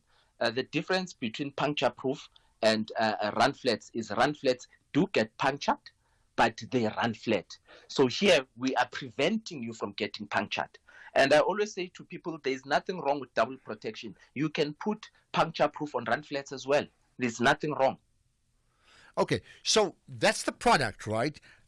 Let's then talk about the strategy. I mean, one is identifying the need, which you clearly have done, right? How then have you rolled it out to ensure that people will buy into it? Because I'm looking at myself now. I'd be an interested buyer, and I don't know about it until today. So what have you done to ensure that we all know about it? Okay, so the strategy I used, it's I'm glad you asked this question, because this is a product that you cannot sell with a pamphlet, because we all understand how a tire works. So if someone was to give you a pamphlet saying here's a tire. If you buy this tire, you will not get punctures. People would not buy into it. So the strategy then I used was I must now do live demonstrations in my car. So I would go to work functions, big companies that have fleets of cars, and demonstrate to them, actually take a screwdriver and hammer and puncture the tire so that they can see that this tire is punctured, it has air, but I'm going to take the screwdriver out now and air does not come out. So it's something that's very visual. I used a visual strategy on it. Okay, how many have you sold so far? So far, I've been working for 4 or 5 years now. A lot. I would be lying. I do around 70 cars a month. Okay, so just under 1,000 a year, right? Yeah, just under 1,000 a year. Now, I mean, clearly, I'm saying there's a market for this, and maybe this is the part we can talk about strategy. Clearly, there's a need to sell 10,000 a year. How are you going to do that? The best way is TikTok. Number one, it's a very good marketing tool, and promoting it, trying to get a radio time like I am now, because a lot of people still listen to radio very much, and those are people that those are my actual customers. Well, I mean, there's clearly customers anyway, but I'm also going to say there's a pushback. I would expect a pushback from the tire manufacturers, those, because clearly, in a rather crazy way, the more potholes we have, the more punctures we have, the more sales for tire companies, even if they don't really want that. So it wouldn't be in their interest for them to want your product to work unless you actually consider partnering with them. Have you thought about that? Yeah, I've tried to talk with a few tire companies, and like your answer, you've said, they told me bluntly that this is bad business for them, because if your tire is damaged, they want your tire to be damaged so that you can come back and buy more tires. So what Puncture Proof now does is it extends the lifespan of the tire. If your tire is supposed to last you 2 years, you are guaranteed you are going to drive with that tire for 2 years. So it does not work hand in hand with the big tire companies. They're not really happy about it. Okay, what does it sell for? What does it cost? Okay, pricing depends on the size of your tire. Okay, give me a ballpark figure very quickly. Okay, I'll give you the most common. That's your Polos, your Picantos, your I-20s, the 195, 14, 15, 16. You are looking at 520 per tire. Okay, so if you need to buy 4, in this case, it'll cost you 2,000 rands. Yes, and that 2,000 rand, it includes fitting and balancing. Okay, just the last thing, and we're on to news time, so very quickly.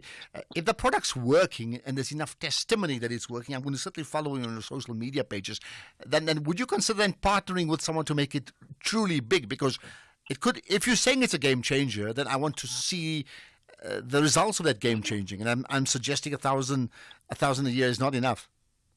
Yeah. Yes. I would be very interested to partner with someone who is really interested and can help the business grow bigger and strive. Okay, let's leave it at that. Let's see who wants to partner with you, Luyanda Vilakazi. In the meantime, from Puncture Proof as opposed to Future Proof, feel free to tag us with all your details. We will certainly share it on all our social media platforms, SFM Radio and myself, Ashraf Garda. Let's see who comes in. Maybe we're just going to get a partner. This is all about business strategy after all, right? Thanks for your time, Luyanda. Maybe Greg Host will join you. You never know, but he's got the news first to read up. Greg, go ahead.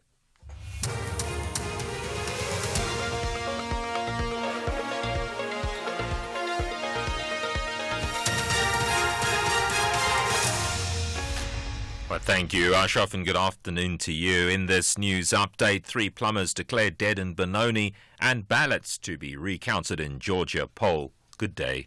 3 plumbers have been declared dead after they went missing in a manhole in Benoni, east of Johannesburg. They were on duty trying to unblock a blocked sewage pipe. Ekululeni Metro spokesperson William Nhladi. The operation started this morning. On arrival, we did a search and we managed to identify the three bodies inside.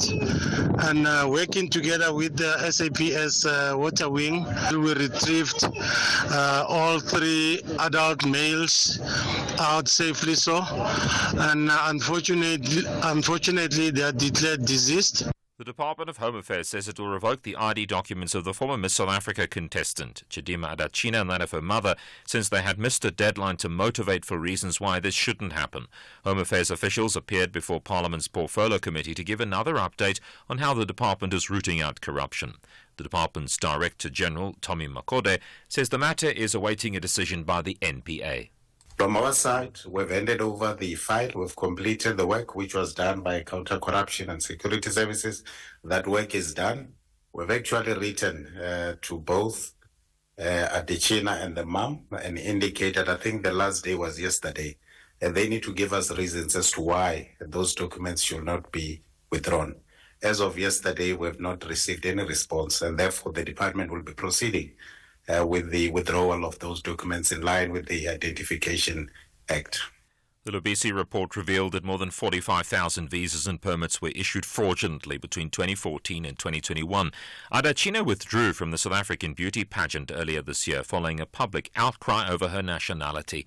Initial evidence had shown that her Mozambican-born mother may have committed identity fraud.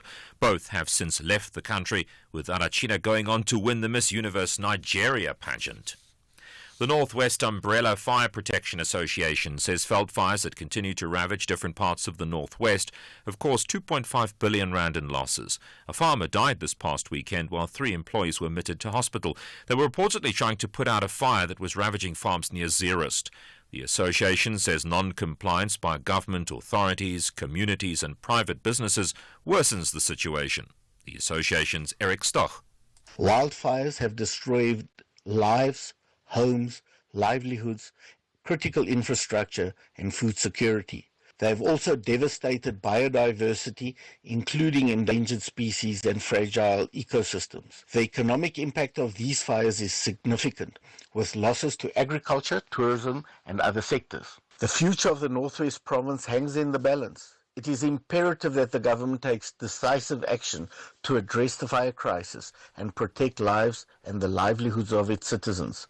The Election Commission in Georgia says it will recount some ballots following Saturday's disputed poll. It said voting stations would be selected at random.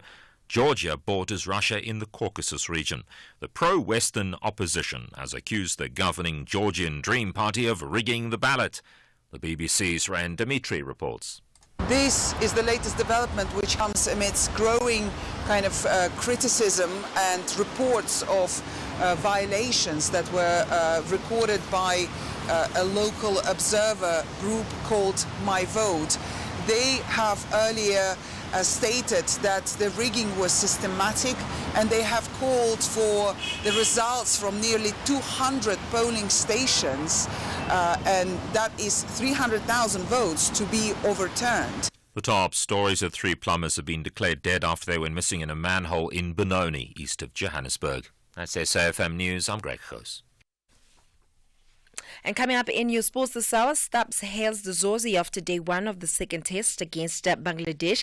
Pirates looking to match winning start to a season, and Lejaga confirms BSA consulting everyone ahead of appointments. More details at 5:30. SAFM, guiding you through the rush hour traffic.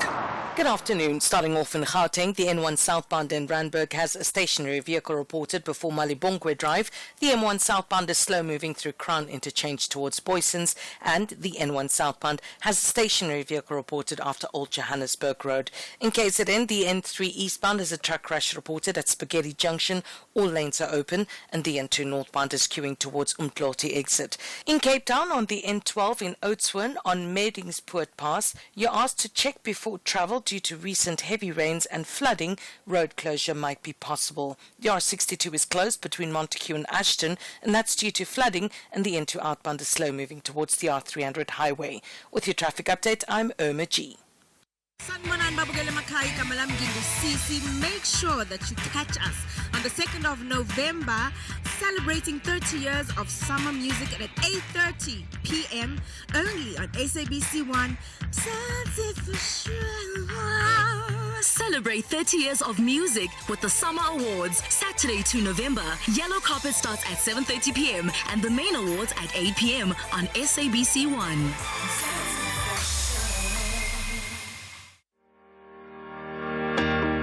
SAFM will be hosting its annual Breast Cancer Awareness Roundtable on The Talking Point with Kathy Mutlatlana on Wednesday, the 30th of October 2024 at the Birchwood Hotel and Conference Center in Boksburg. For an opportunity to join the roundtable, email your name and surname to info@safm.co.za. SAFM, leading the conversations that move us. The National Pulse with Ashraf Garda on SAFM.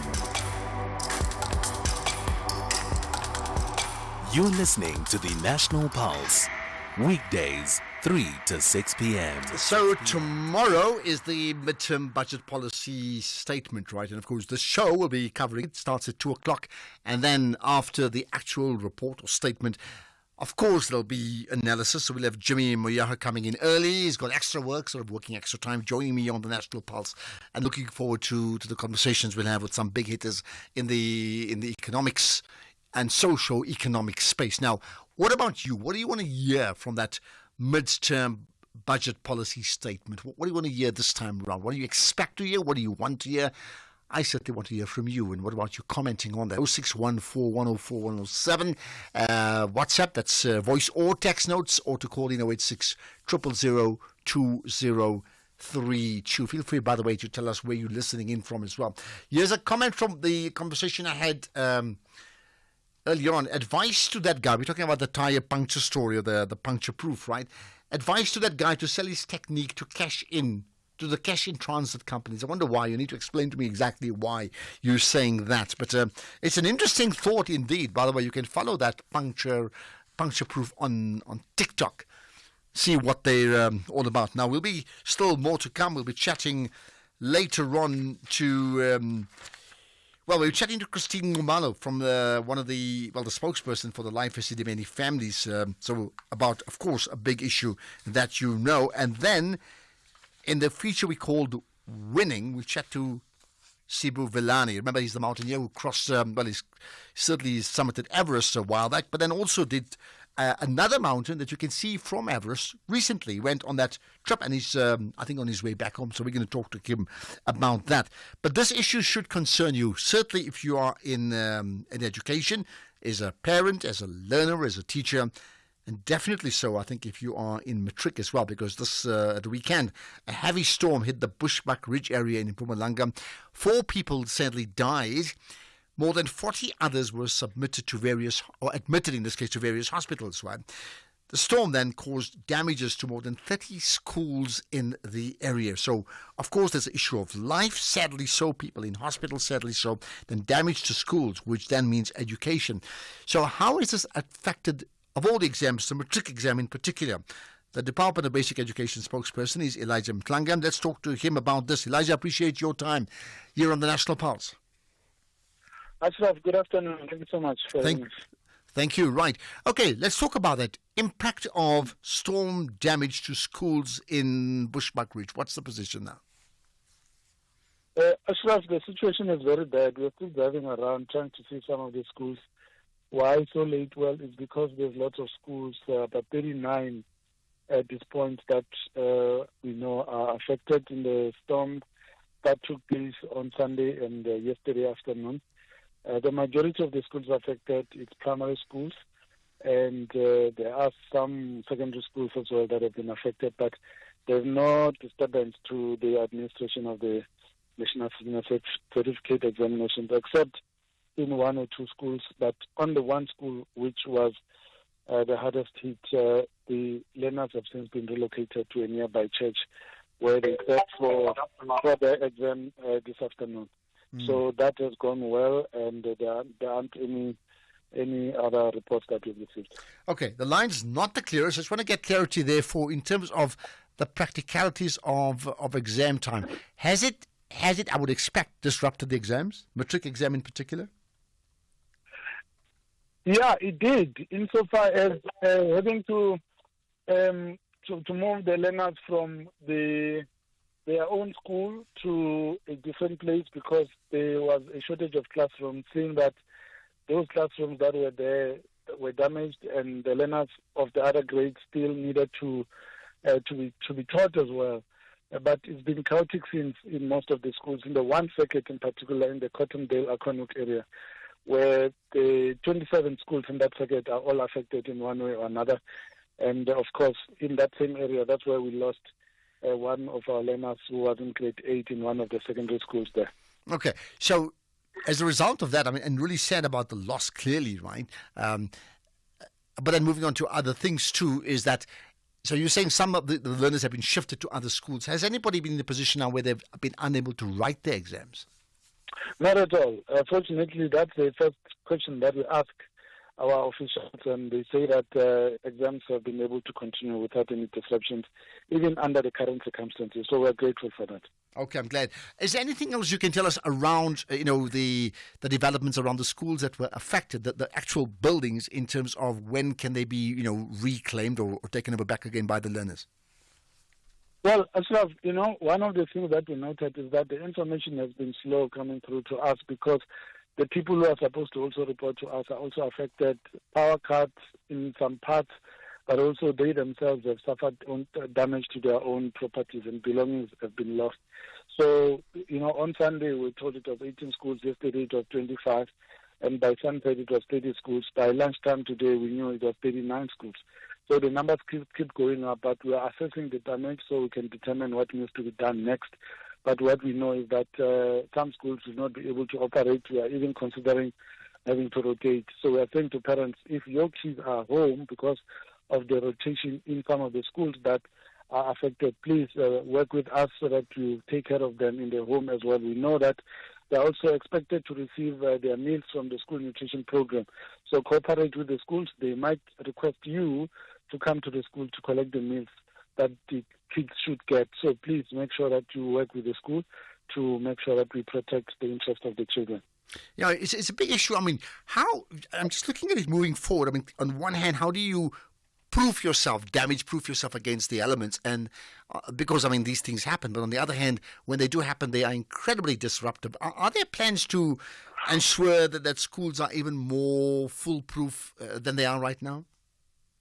It's a difficult one because they are on the route where the storm always passes through. So one of the schools that we visited, it's a school that we handed over in this area about 7 years ago. So it's a fairly brand new school, but it's also had its roof blown away. So it's a combination of new and old schools. It's the strength really of the storm and the wind that really caused the damage. So there's no way of you protecting yourself against that apart from proper workmanship when it comes to the building. Yeah, it's quite a scary thing, a scary prospect. Right. Anything else in terms of that you'd like to tell us about? And I'm interested in the mental and emotional impact this has had both on the learners, particularly the matric learners, but also the teachers. Yeah, that's an important one you're raising. When the roof of Godida High School in Rolle near Tulamahash was blown away, the grade 12 learners were inside those very classrooms studying in the evening, preparing for the paper that was going to be written yesterday morning, which was English paper 1. So there we almost experienced some serious problems. But fortunately, the ceiling remained even when the roof was blown away, and one of the learners was still in the toilet, and she had to be told to stay there to protect herself from the elements. So we almost had serious problems, but fortunately we didn't. But what I can say, just as the last point, is that in one of the primary schools, just nearby, there is a family who lost their father and husband who was walking home, passing nearby that school, and the corrugated iron flew by and killed him, basically. So that's one of the things that we're dealing with, because that community there is traumatized. So we are establishing if indeed we need psychosocial support, because they are saying now when they see clouds gather, they remember what happened on Sunday, they remember what happened yesterday at this time. So people are still nervous. Even today, as the sun was going down, the clouds were gathering again. People were saying, let's go home and protect ourselves. So, people are still not okay mentally because of the trauma that happened in the past 2 days. Yeah, understandably, there's this absolute fear factor around that. Elijah Mslanga, thank you for your time. And hopefully we won't talk about this type of thing in the future because everything will be sorted out. But you never know. Spokesperson for the Department of Education, Basic Education, that is, live here on the National Pulse. Appreciate your input. Now, what about you as the audience? I mean, you listeners here, can you help? Do you have some? I mean, we've had this puncture idea, puncture proof.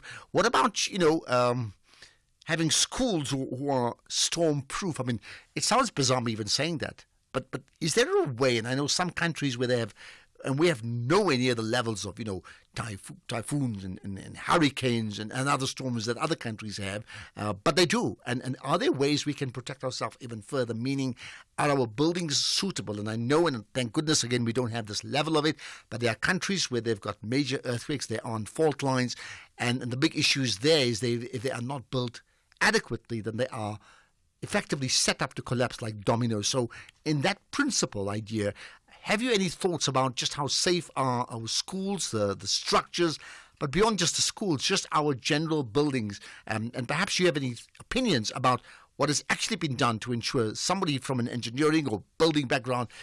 If you'd like to give us your thoughts, I certainly want to know about it. 086 000 2032, and then text or voice note messages on WhatsApp 0614 104 107. This is the National Pulse. Right, we have an opinion on the ANC school, which we'll get to right after this. And we went on a water safari, and Mom spotted a hippo, and it said, There is a place where you can see wonder and the wild, with breathtaking scenery and endless landscapes. Enjoy good food and embrace great taste. And the next day we went to the Reed Dance. I saw the maidens handing over reeds to the mighty Zulu king, and the Zulu warriors chanting, Baye! Explore all this and more in the magical Zulu Kingdom. This message is brought to you by KZN Tourism and Film Authority. South African Airways is expanding in the DRC. We now offer direct flights from Johannesburg to Lubumbashi, the heart of the DRC's mining hub.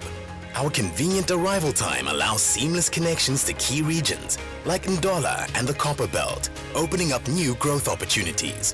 Traders can benefit from our generous baggage allowance, while SAA's superior aircraft belly capacity ensures your cargo reaches most parts of Congo on the same day.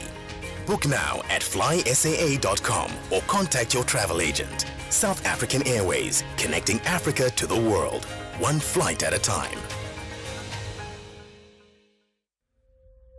Our role must be to seek to build a better world.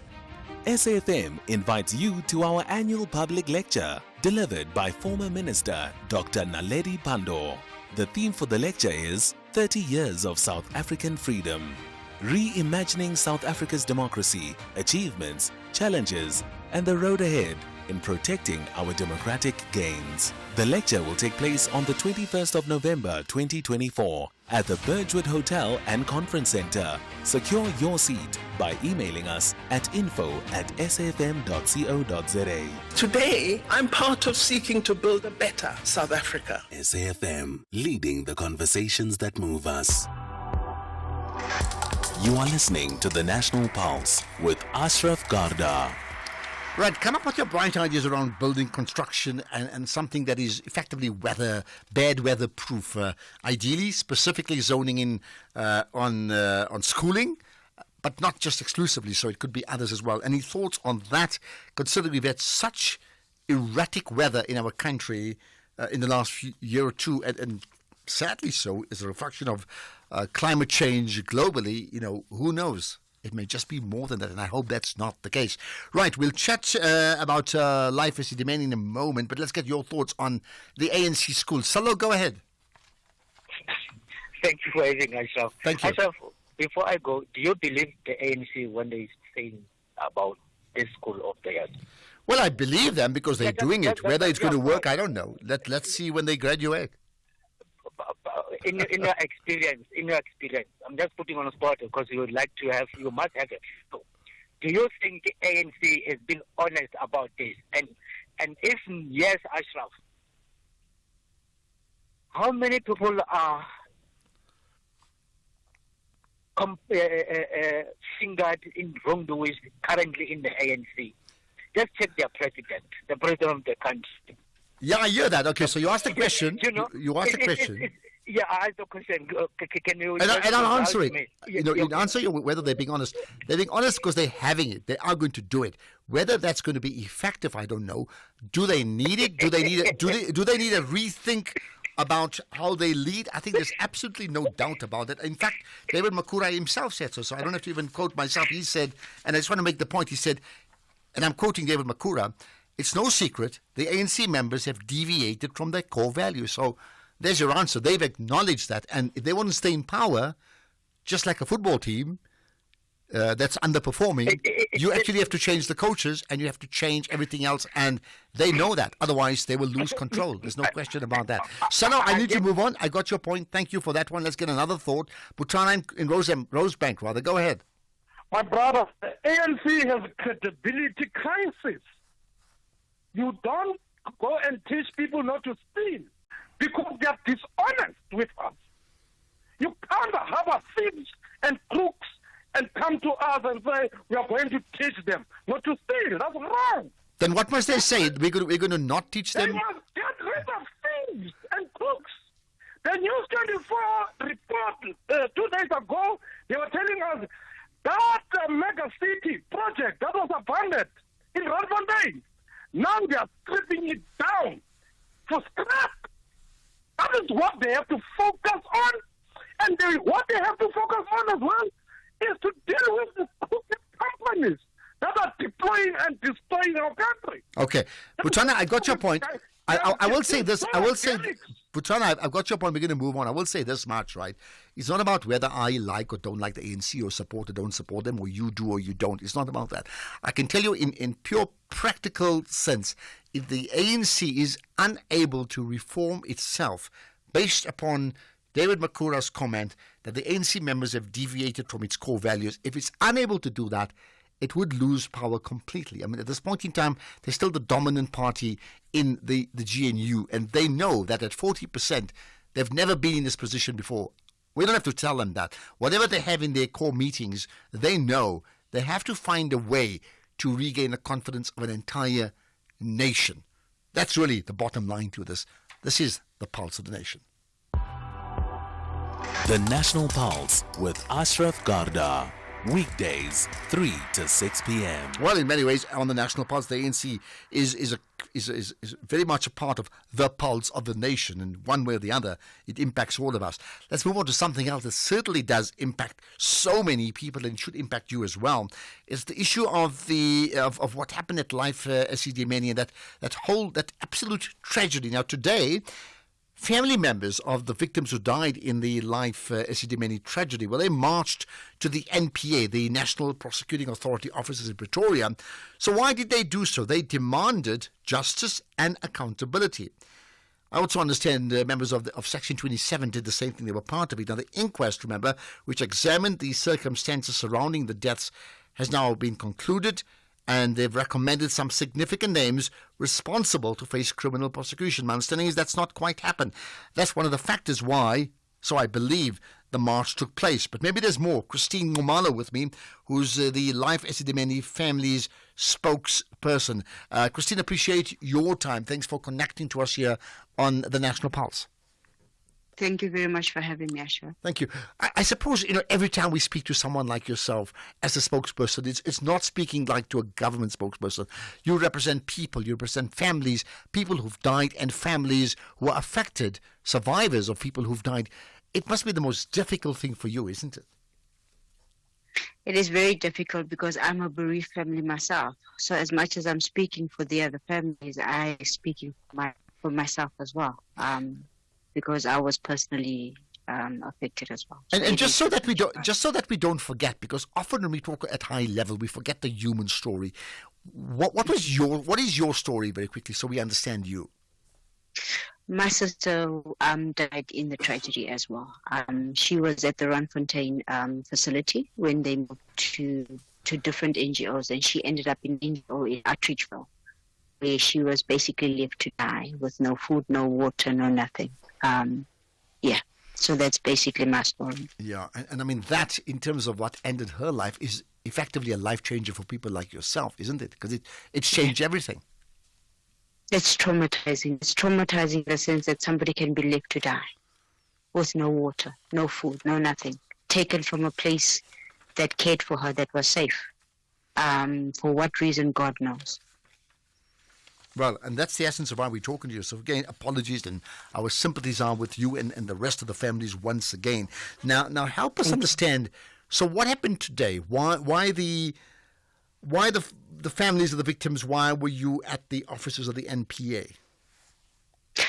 Well, basically, our relationship as families, like we do many families, is a love-hate relationship with NPA.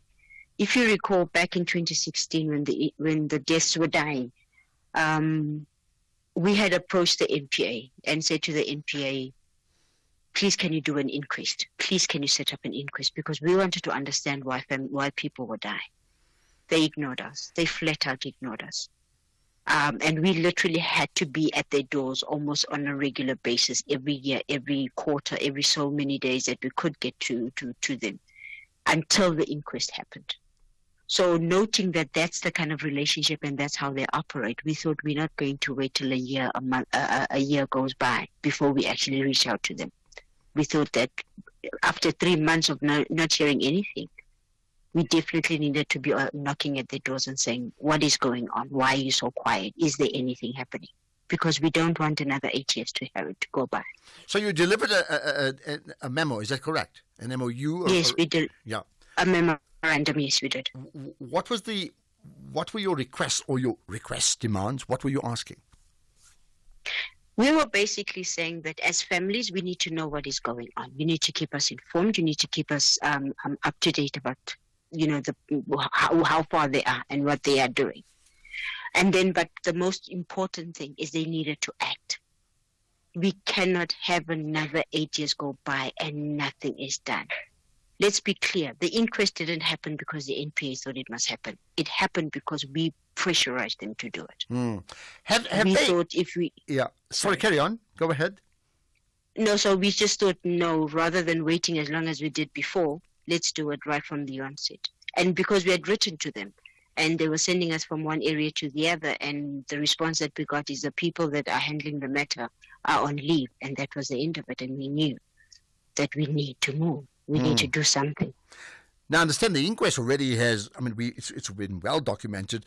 They've recommended that those responsible face criminal prosecution, including 2 very, very high-profile names, right? Yes. What if the NPA, you said they talked about leave, like let's say today, have they responded to your MOU or your memo rather, and what are they telling you now?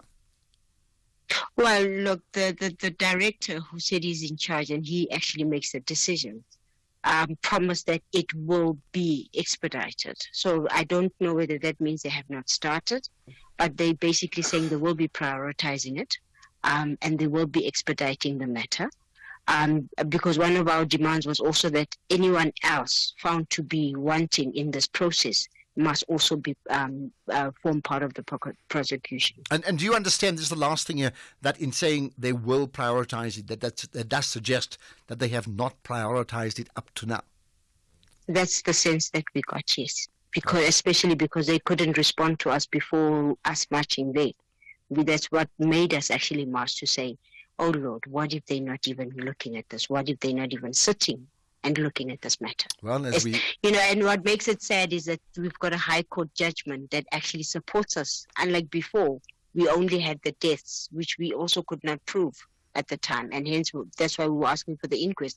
Now we've got a high court judge telling us that there is a causal link to the deaths of these of our loved ones, and yet the NPA still has not moved. Okay, well, you may probably need to speak to the NPA tomorrow. I think it's that important for yourself. I think, borrowing from the Women's March of the 1950s, maybe there's power in marching to Pretoria, and you've done just that today. So thank you for your time, Christine Nxumalo, the spokesperson for the families of the Life Esidimeni tragedy, and a certain absolute tragedy it was. Let's get the news headlines. Here's Greg Hurst.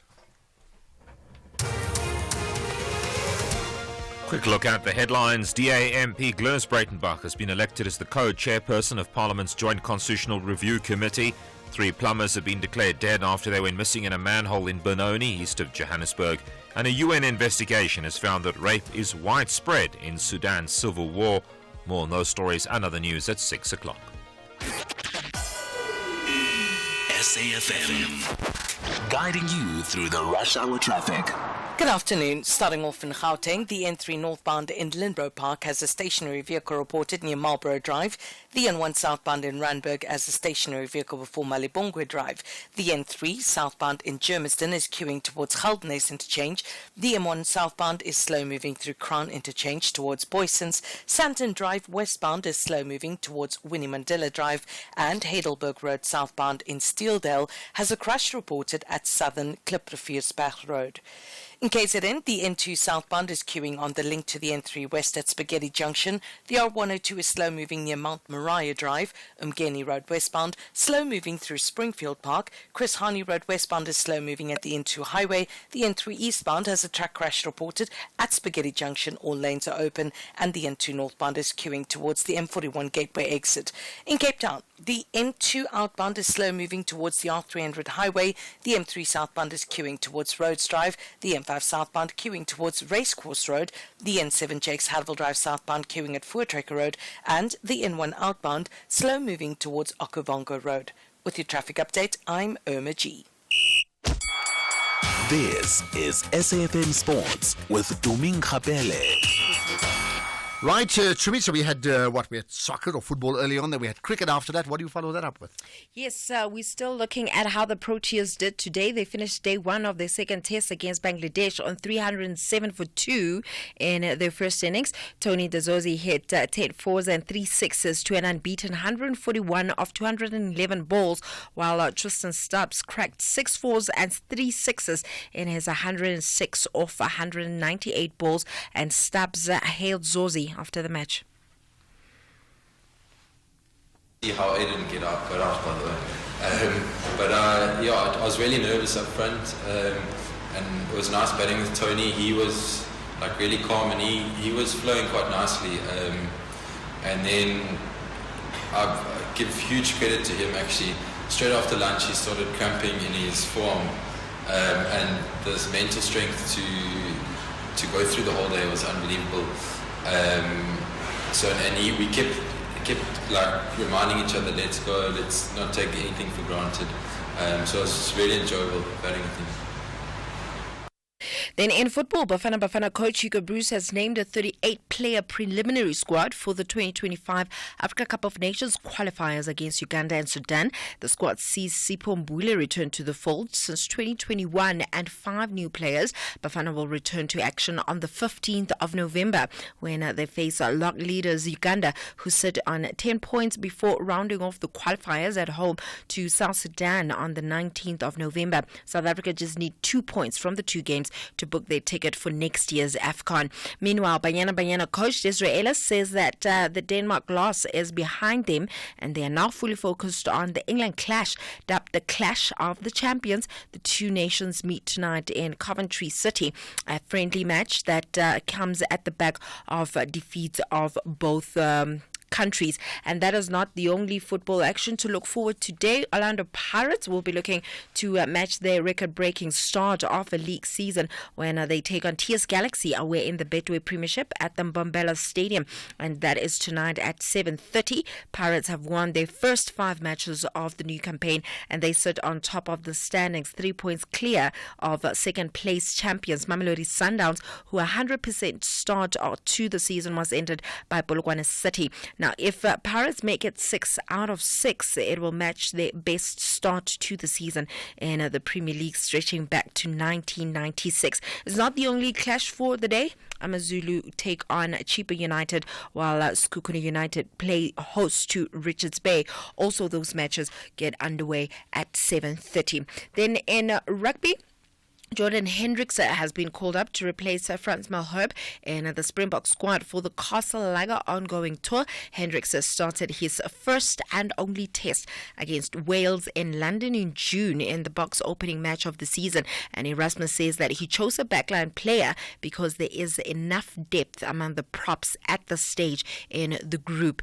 Then in boxing, the nominations for the new Boxing South Africa board closed this past weekend, and acting BSA CEO Thulule Jaka says that they have reached out to all stakeholders in the sport, including the National Professional Boxing Promoters Association. Check. I think the attitude of the new Minister Mackenzie, and he is on record saying this, is that he wants to reboot the sector. There's been wounds in the past. People have been hurt, others have been disappointed, and you must be mindful of those realities and those feelings. You need to create a space to work with everybody. Don't look for reasons to exclude others. Look for all reasons to include everybody, and ensure that what you do is transparent and you do it with the best of intentions. And I think people will read through your intentions and they will come on board. So we have started to talk to every other person that is aggrieved, and the attitude is that they're all looking for what's best for boxing, and they also need to see the stability of boxing, which means they need to see Boxing South Africa that has a board, that has senior management, and that is able to do its job, which is to regulate and administer the sport of boxing. In tennis, world number one, Yannick Sinner has withdrawn from the Paris Masters indoor event due to an intestinal virus. Now, Sinner has been replaced in the draw by Frenchman Arthur Kazakhs, who was drafted in from qualifying. Then, just to round things up, Manchester United, this is breaking news. They are set to pay that 10 million euros exit clause for Ruben Amorim to become the new manager. Now, Sporting confirmed that formal communication received from Manchester United, and he's already said yes to Manchester United's proposal and project. I guess we are right now waiting for that final deal to be announced and said he has officially signed. And just by the way, this is from someone that usually has this news firsthand, so it'll be interesting to see how he's going to do at Manchester United. However, in terms of his win ratio, it's sitting on 71.73%. Are you happy as a Manchester? Who's that someone? This is Fabrizio Romano. Oh, when he says here we go, yeah, he's like the football transfer authority. Literally. When he says here we go, it's here we go. Well, I mean, I don't know much about him. I must say I've been rather naive. I've been following his story, and it seems like many people like him. All I can say for now, Man United, and I made the point yesterday, is that there's no way this club can tolerate a team, because they are on the same stature globally as Real Madrid, Bayern Munich, and Barcelona. That's where they are. They cannot tolerate a club even finishing fifth. They really have to be in the top four in the first year or two, and then it's league title or bust. I mean, that's really the level they have to play at, right? So if he's got designs on being a good mid-table club and winning a League Cup tournament like a top 8 in South Africa, then it's gone. But if he's going to be the new manager, all I can say, I've got a problem with what's happening right now, because there are too many members of the squad at Man United who speak Dutch, and they need to now learn to speak Portuguese. There's a whole flood of them, and there's only one former Man United coach who can speak fluent Dutch and fluent Portuguese. You know that. His name is Benny McCarthy. Go and check up why. Seriously, he can speak both languages and he can swear as well, but that's another whole conversation completely. So there we are. Now we have to learn how to pronounce the new coach's name. I'll get working on that soon. Alrighty. If you think you cannot afford a lawyer, think again. Clientele Legal has made professional legal services affordable for you. Whether it's a civil, criminal, or labor-related matter, we have a nationwide panel of attorneys standing by to assist you. SMS SAFM to 32195. That's SAFM to 32195, and we'll call you back. Clientele General is a licensed non-life insurer and an authorized FSP. Standard rates and terms and conditions apply. SAFM will be hosting its annual Breast Cancer Awareness Roundtable on The Talking Point with Kathy Motlatlana on Wednesday, the 30th of October 2024 at the Birchwood Hotel and Conference Center in Boksburg. for an opportunity to join the roundtable. Email your name and surname to info@safm.co.za. SAFM, leading the conversations that move us. Economic news on SAFM. Facts and figures you can count on. And there's always that economic update coming from Jimmy Moyaha. Jimmy, so what are the big stories you've got in terms of what's moving market? ShopRite, right? Good afternoon, Ashraf. Good afternoon to the listeners. Yes, ShopRite gave us a operational update for the last 3 months, and off the back of that operational update, the share price has had a bolster of a day. We're going to be looking into that when we look into some of the other market movements that took place throughout the day. But what we have coming up on the show as well is we're going to be chatting to a senior economist around the budget expectations for tomorrow's midterm budget policy statement to be tabled by the Minister of Finance. Of course, you and I will be breaking down that budget as soon as it happens as well. But we're going to do a bit of a build-up today to just see where everybody's head is at ahead of that speech, what we're expecting to hear, what we might want to hear, and what we're probably not likely to hear. Then we're also going to be taking a look at a very interesting relationship, and that's the relationship between gold and silver. There's always been an interesting ratio that calculates how much silver is worth in terms of gold, how many ounces of silver equate to 1 ounce of gold in terms of value, and we're going to be looking into that in a bit more detail given the commodities pricing that we're seeing at the moment, given the popularity of metals like silver and gold. We've also got a conversation with Old Mutual around their innovative efforts that they've put through in the SME space. We're going to be speaking to the director of SME at Old Mutual Corporate around that. And then because it's Tuesday, we've got our Property Tuesday feature this week, not our Agri Tuesday. We're going to be taking a look at the rental market. Is now the time to be getting back into rental properties as an investor? Are tenants able to pay their rentals at the moment with the economic conditions that we are all faced with? So there's lots to look into when we come back a little later on. But before that, the markets have had a bit of a mixed day.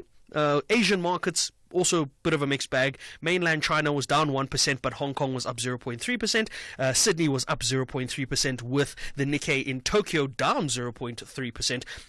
So a bit of a mixed bag on the Asian session markets. European markets all in the red. The FTSE down 0.5%. The CAC 40 in France 0.4% in the red. The DAX in Germany 0.25% in the red. Our own local markets didn't fare much better. We're also in the red by the close of day, but that was largely due to financial sector stocks. They were down 1.8%. Industrials were up 0.33%, with resources up 0.4% odd or 0.5 odd percent. As a result, as I said, the all share was down for the day. It was down 0.4%. The top 40 was down 0.35%. And if we look at the price of the currencies, $1 will cost you 17 Rand 68 at the moment. It's pretty much the same as where it was yesterday, very much in that tight range because we have those US announcements coming out this week. We also are taking a look at some developments from the US that might be affecting the price of the dollar at the moment. British pound will cost you 22 Rand 97, the euro will cost you 19 Rand and 8 cents, and $1 Australian will cost you 11 Rand and 58. Anyone looking at commodities pricing would love to know that the gold price is up at $2,764 an ounce, while the Brent crude price is at $71.62 a barrel, very close to the $70 level, which is much better than 75, obviously, for us. Platinum pricing and palladium pricing, both still above $1,000, comfortably there in the case of palladium at $1,228 an ounce. Interestingly, Bitcoin has clocked above that $70,000 a coin level, which puts it at north of 1.27 million Rand for a Bitcoin. So we've got lots to dig into when we come back a little later on. For now, Ashraf, back to you and the team. Yeah, and just very quickly, your quick soundbite answer in terms of the masterclass. What are qualified audits? So, with everything happening tomorrow, it's always important to look at the audit opinions that municipalities get. And effectively, an unqualified audit opinion is what you want to get. It sounds a bit odd, but that is the best because there are no material errors. There's no problems with the statements. They are a free and fair reflection of the company's financial position. A qualified audit opinion, on the other hand, says that there is a material issue with regards to how some of the principles have been applied from an accounting perspective and the the auditors might not have had enough information to make an informed decision about the state of those financials. But it's also still different from what a pervasive audit opinion is, and that we'll get into tomorrow when we break down the budget. But for now, an qualified opinion is not what you want. You want to see an unqualified one. Okay, I'll check you tomorrow. I really will check you. 2 o'clock is when all that starts, the midterm budget report statement, and then analysis coming up after that, all on, of course, it's called the National Pulse. That should get your pulses racing. Thanks for that, Jimmy, but you've got a big show coming up at 6 tonight as well. Right, we're going to chat to Sibusiso Villani, looking out for that conversation coming up pretty shortly. Let's get your thoughts on some of the big issues as well, including the issues of, buildings, school buildings. Sabonello in Umlazi, hello. How are you, sir? Yeah, very good. Go ahead. What's your point? Okay, I just want to point out first, I'm in finance, right? Not in architecture. But I just want to point out one thing that we all should understand. Architecture has a lot to do with economics. They don't build buildings based on how strong they can be. They are always squeezed by how much we can pay. So the impact of weather on the building will have to be justified. So if you get two adverse weather throughout the year, that's not enough for the building to change. So you need to experience enough weather patterns for the economics to make sense. So, for example, if it's going to cost the school 2 million to be built in a normal weather pattern, we'll pay 2 million. But now, if you're asking finance to pay 5 million for the same school for a weather pattern that will occur once in 20 years, then that does not make economic sense. So architecture, most of the time, don't build buildings based on the materials that they have and whether they can create those buildings to be strong enough. But they're always built on cost. They're built on economics, what the building is built for, and also most of the time it's always based on how much more should we spend on this building so that it makes sense. Okay. We can't spend 40% more on a building that's going to experience an adverse weather effect once in 20 years. Okay, got that. That's a sad reality of it. Sibonello, thank you for that masterclass, and I think you're absolutely spot on. That is why, for example, I really appreciate that input, and you've just made the point that I think we all need to remember. That is why, for example, we have nowhere near the level of earthquakes that, San Francisco may have, or Japan, or some other countries in Southeast Asia, I think Turkey, Iran, those areas. So for us to upgrade our buildings so that they can withstand earthquakes, would just be putting so much money into it that may happen once every 102, 300 years compared to other places where they happen every 5 years, for example. But that's exactly the point. Having said that, if there's a way that they can scale it up a bit more safer without spending too much money and be more cost effective, it'll give everybody the assurance, because those roofs blowing out is a problem, whether we like it or not, right? Here's another comment on the schools. Good afternoon, Ashraf, Mona in Cape Town. Ashraf, did you know that most of these schools, or almost all of these schools, that were blown away by this what you call hurricane or something, they were all built after 1994. Did you know that all the schools that were built in the apartheid regime are still standing? Thank you. I'm just opening your eyes a little bit. Okay, well, there you are. So you open our eyes. We need to play that and see whether that makes sense again, and replay to say, is there an investigation that we need to cover, and maybe have a conversation about that here, certainly on the show, like we did with the NPA, I think, around Life Isidimeni. Another point to be noted. Right, we maybe got time for one or two more. There's so many people wanting to talk about the ANC schools, political school. Goodness, man, we could have a whole session on that for 3 hours.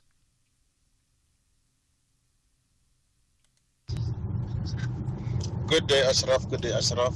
It's Ali from Limpopo. On the issue of the ANC with the school thing, it's just going to be a gimmick because of, listen, man, they have to start first with their president, with the Palapala issue. Understand, and also the Marikana issue as well. So as long as they are not honest to themselves, it's just going to be a serious disaster. Thank you very much. Wonderful show always. Much appreciate the feedback. I'll tell you what, we want to be wonderful every single day, meaning wonderful as in delivering the type of content that you know is critically important. It must reflect the national pulse, but it must absolutely give you what you want every single day, and we must not compromise. I'm talking about the entire team from Chemba and Keys and Vusani that makes up the team, and then Phineas controlling it. All that comes together. We want to be a champion team. That's just what I'm saying. So what about punctures? Good afternoon, Ashraf. This is Baki in Cape Town. About the puncture, I guess by the time you play this voice note, our guest would have already gone, seeing that is already almost 5. Yes, I guess so. I wanted to ask if what then would happen if the tire is worn out, because you will go buy a tire even though it did not get a puncture. So what would happen then? Will they still be able to take out that mechanism or that whatever they've put inside the tire and put it now into a new tire? I would have loved him to comment on this. This is back in Cape Town. What a wonderful, insight this one is after one has just dealt with a difficult, heavy case back in Cape Town once again. Well, thank you for that. So I don't know the answer because, of course, you're quite right, he's gone. But my sense is that this is a protection against an existing title, so it maintains the status quo. It can't make something that's worse better. Right. So with that in mind, if your tires kaput already, then it's really not. Then you have to change the tire and then go to people like him to be sort of puncture proof, right? But maybe check it out. I hope you're on TikTok, man. You need to be on TikTok. He's on TikTok, puncture proof, I think it is, right? I'm not too sure whether he's on Instagram, but certainly TikTok, absolutely puncture proof.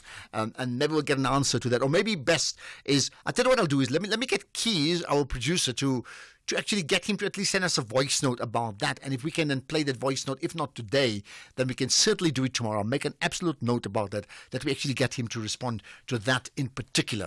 Right, let's talk to a champion mountaineer in the feature we called Winning right after this.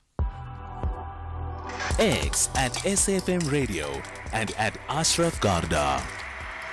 Right, so a lot has happened in the last month. I mean, I've been here, then I said I'm going abroad, I'm going to London and Canada and all that sort of thing, and I've gone and I've come back. And just around the last couple of days before I left, Sibusiso Villani talked about his experience about climbing another summit, not Everest, because he's been there, done that, but something close to Everest that he can look at, right? So we understand he's sort of done that. He's not quite back home as yet. We thought, let's track what he's been tracking. So we have him on the line. Sibusiso Villani, appreciate your time. You're connected once again to the National Pulse. Thank you so much, Ashraf, to you for the opportunity and to the listeners of your program. I appreciate your time. Thank you. So we chatted to you when you were about to travel abroad. It was imminent. Where are you now and what has happened since?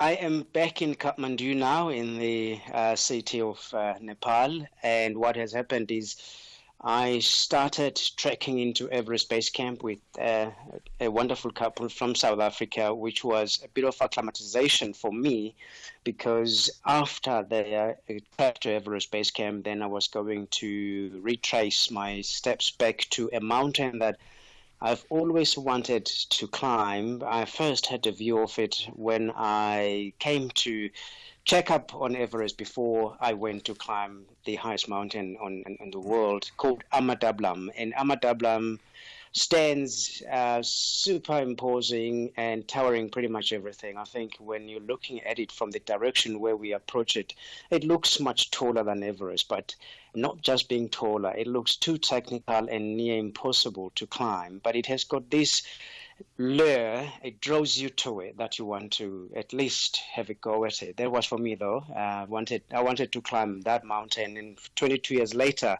I just made the commitment to have an attempt at it. And on the 24th of October this year, I was able to rise up early in the morning, about 3 a.m. We started for our summit push from Camp 3, which is was at about 6,000 meters, and then we climbed to the summit of it. and I stood at the top just before 7 a.m. on the 24th, standing top. I'm talking about 6,812 meters of this iconic Himalayan mountain, with giant. I was very ecstatic about that achievement. Well, that's absolutely wonderful. So, what was it like? I mean, so you sort of coveted, admired that mountain when you went Everest. It's a strange thing, right? Like, you've done something very few people have done. It's like, we can't even get to Everest. You've been to Everest and you say, I like this mountain. I think, to quote Nelson Mandela, after climbing one mountain, there's another mountain to climb. And I mean, that's what you've lived, right? That's correct. Yes, that's exactly that, Ashraf. I think those of us who have had the opportunity or the pleasure of climbing a mountain, it is when you stand at the top of the one that you realize, okay, this should be the base of the next one. And that is what keeps you going. So it was exactly like that. But how it was really quite challenging. We got to Camp 2 and then it was all perfect weather conditions, and I was looking forward to starting in the evening. But when we go to the Camp 3, where you launch your summit attempt, at about 1 a.m. it started getting windy, and I was already dreading the day that was going to come. And then, funny enough, I learned one lesson, that the storm or the wind is always strongest inside, so it doesn't help you sitting in there and anxiously saying, I cannot possibly do it. Because when my climbing Sherpa came to me at about 3 a.m. saying, Sibusiso, we are going, I thought, surely he's not right. Something is wrong with him. We can't possibly be climbing in this weather, in this storm. And I said to him, what about the wind and the cold? He said something that changed the whole thing altogether. They said, Sibusiso, winds and cold are part of the game here. So this wind is climbable. And then I crawled out of my tent and went outside, and only to find that it wasn't as bad as I was hearing from inside. So never judge the day or the weather by being inside. Just go into the storm and face it, and you'll find that it is manageable. Well, what a fascinating story that is. And maybe it's a good chance just for you to touch on very quickly about the role of these legendary Sherpas. Tell us about them very quickly. Yes. The Sherpas, to me, Ashraf, are the ones, it's similar to Kilimanjaro or any other mountain where you go and have support. Those are the people that really make the summit for you happen. Otherwise, without them, it would be near impossible. I'll make a very quick example. There's a section between Camp 2 and Camp 3, Camp 1 and Camp 2 of Amadablam. They call it the Yellow Tower. You climb the Yellow Tower, those of us who know how to do it, by an ascender, which is this clamp that you push on a rope that's already fixed, which propels you up, and then if you fall or anything, then it holds. It bites the rope and then it stops. So I stopped at that and climbing it, and for 2 days I was thinking about how do they do it, those who go ahead to fix the rope, because they don't have any other system. And then they have to be technically skilled to be able to climb, technical rope climbers to climb this ledge and be able to fix the rope for any other ordinary climber. So for me, they play a very critical and crucial role for anyone who ventures into climbing mountains. They will set up your camp, they will cook for you at the higher camps, but much more, they technically lead the way up the mountain. You just follow the rope that they fixed. Yes. All right. So to borrow a mountaineering example, the window is almost closing in terms of the time we have left. So we've just got about a minute, right? Perhaps just one thing you can share with us in terms of, if there's just one thing that enables you to be as successful as you are as a mountaineer, what would you attribute that to? Just one thing. It is my desire to just keep going, Ashraf. There's nothing else. I've got a deeper desire to just go and better myself every day. Okay, and what's the next mountain for you? The next mountain for me is to come back home and try and raise more sponsorship for the next big mountain, which I know exactly what it is. But yeah, I know the mountain. I just need some support and financial backup. And I thank you for all your support and making comments and tweeting or Xing, all of that. I really appreciate you. Well, listen, I'm the champion spotter and you're the champion. We love to chat to winners. Absolutely. So I'll tell you what, as we wrap up, this is not sponsorship money, but this is for you, just so you know.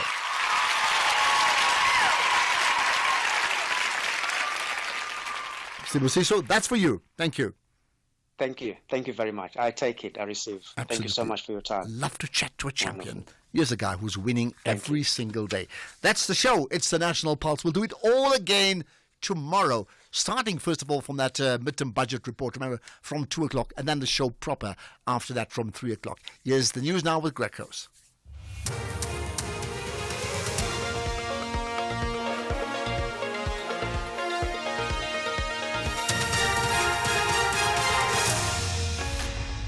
Thank you again, Ashraf. Co-chairpersons elected for the Constitutional Review Committee in 3 plumbers declared dead in Benoni.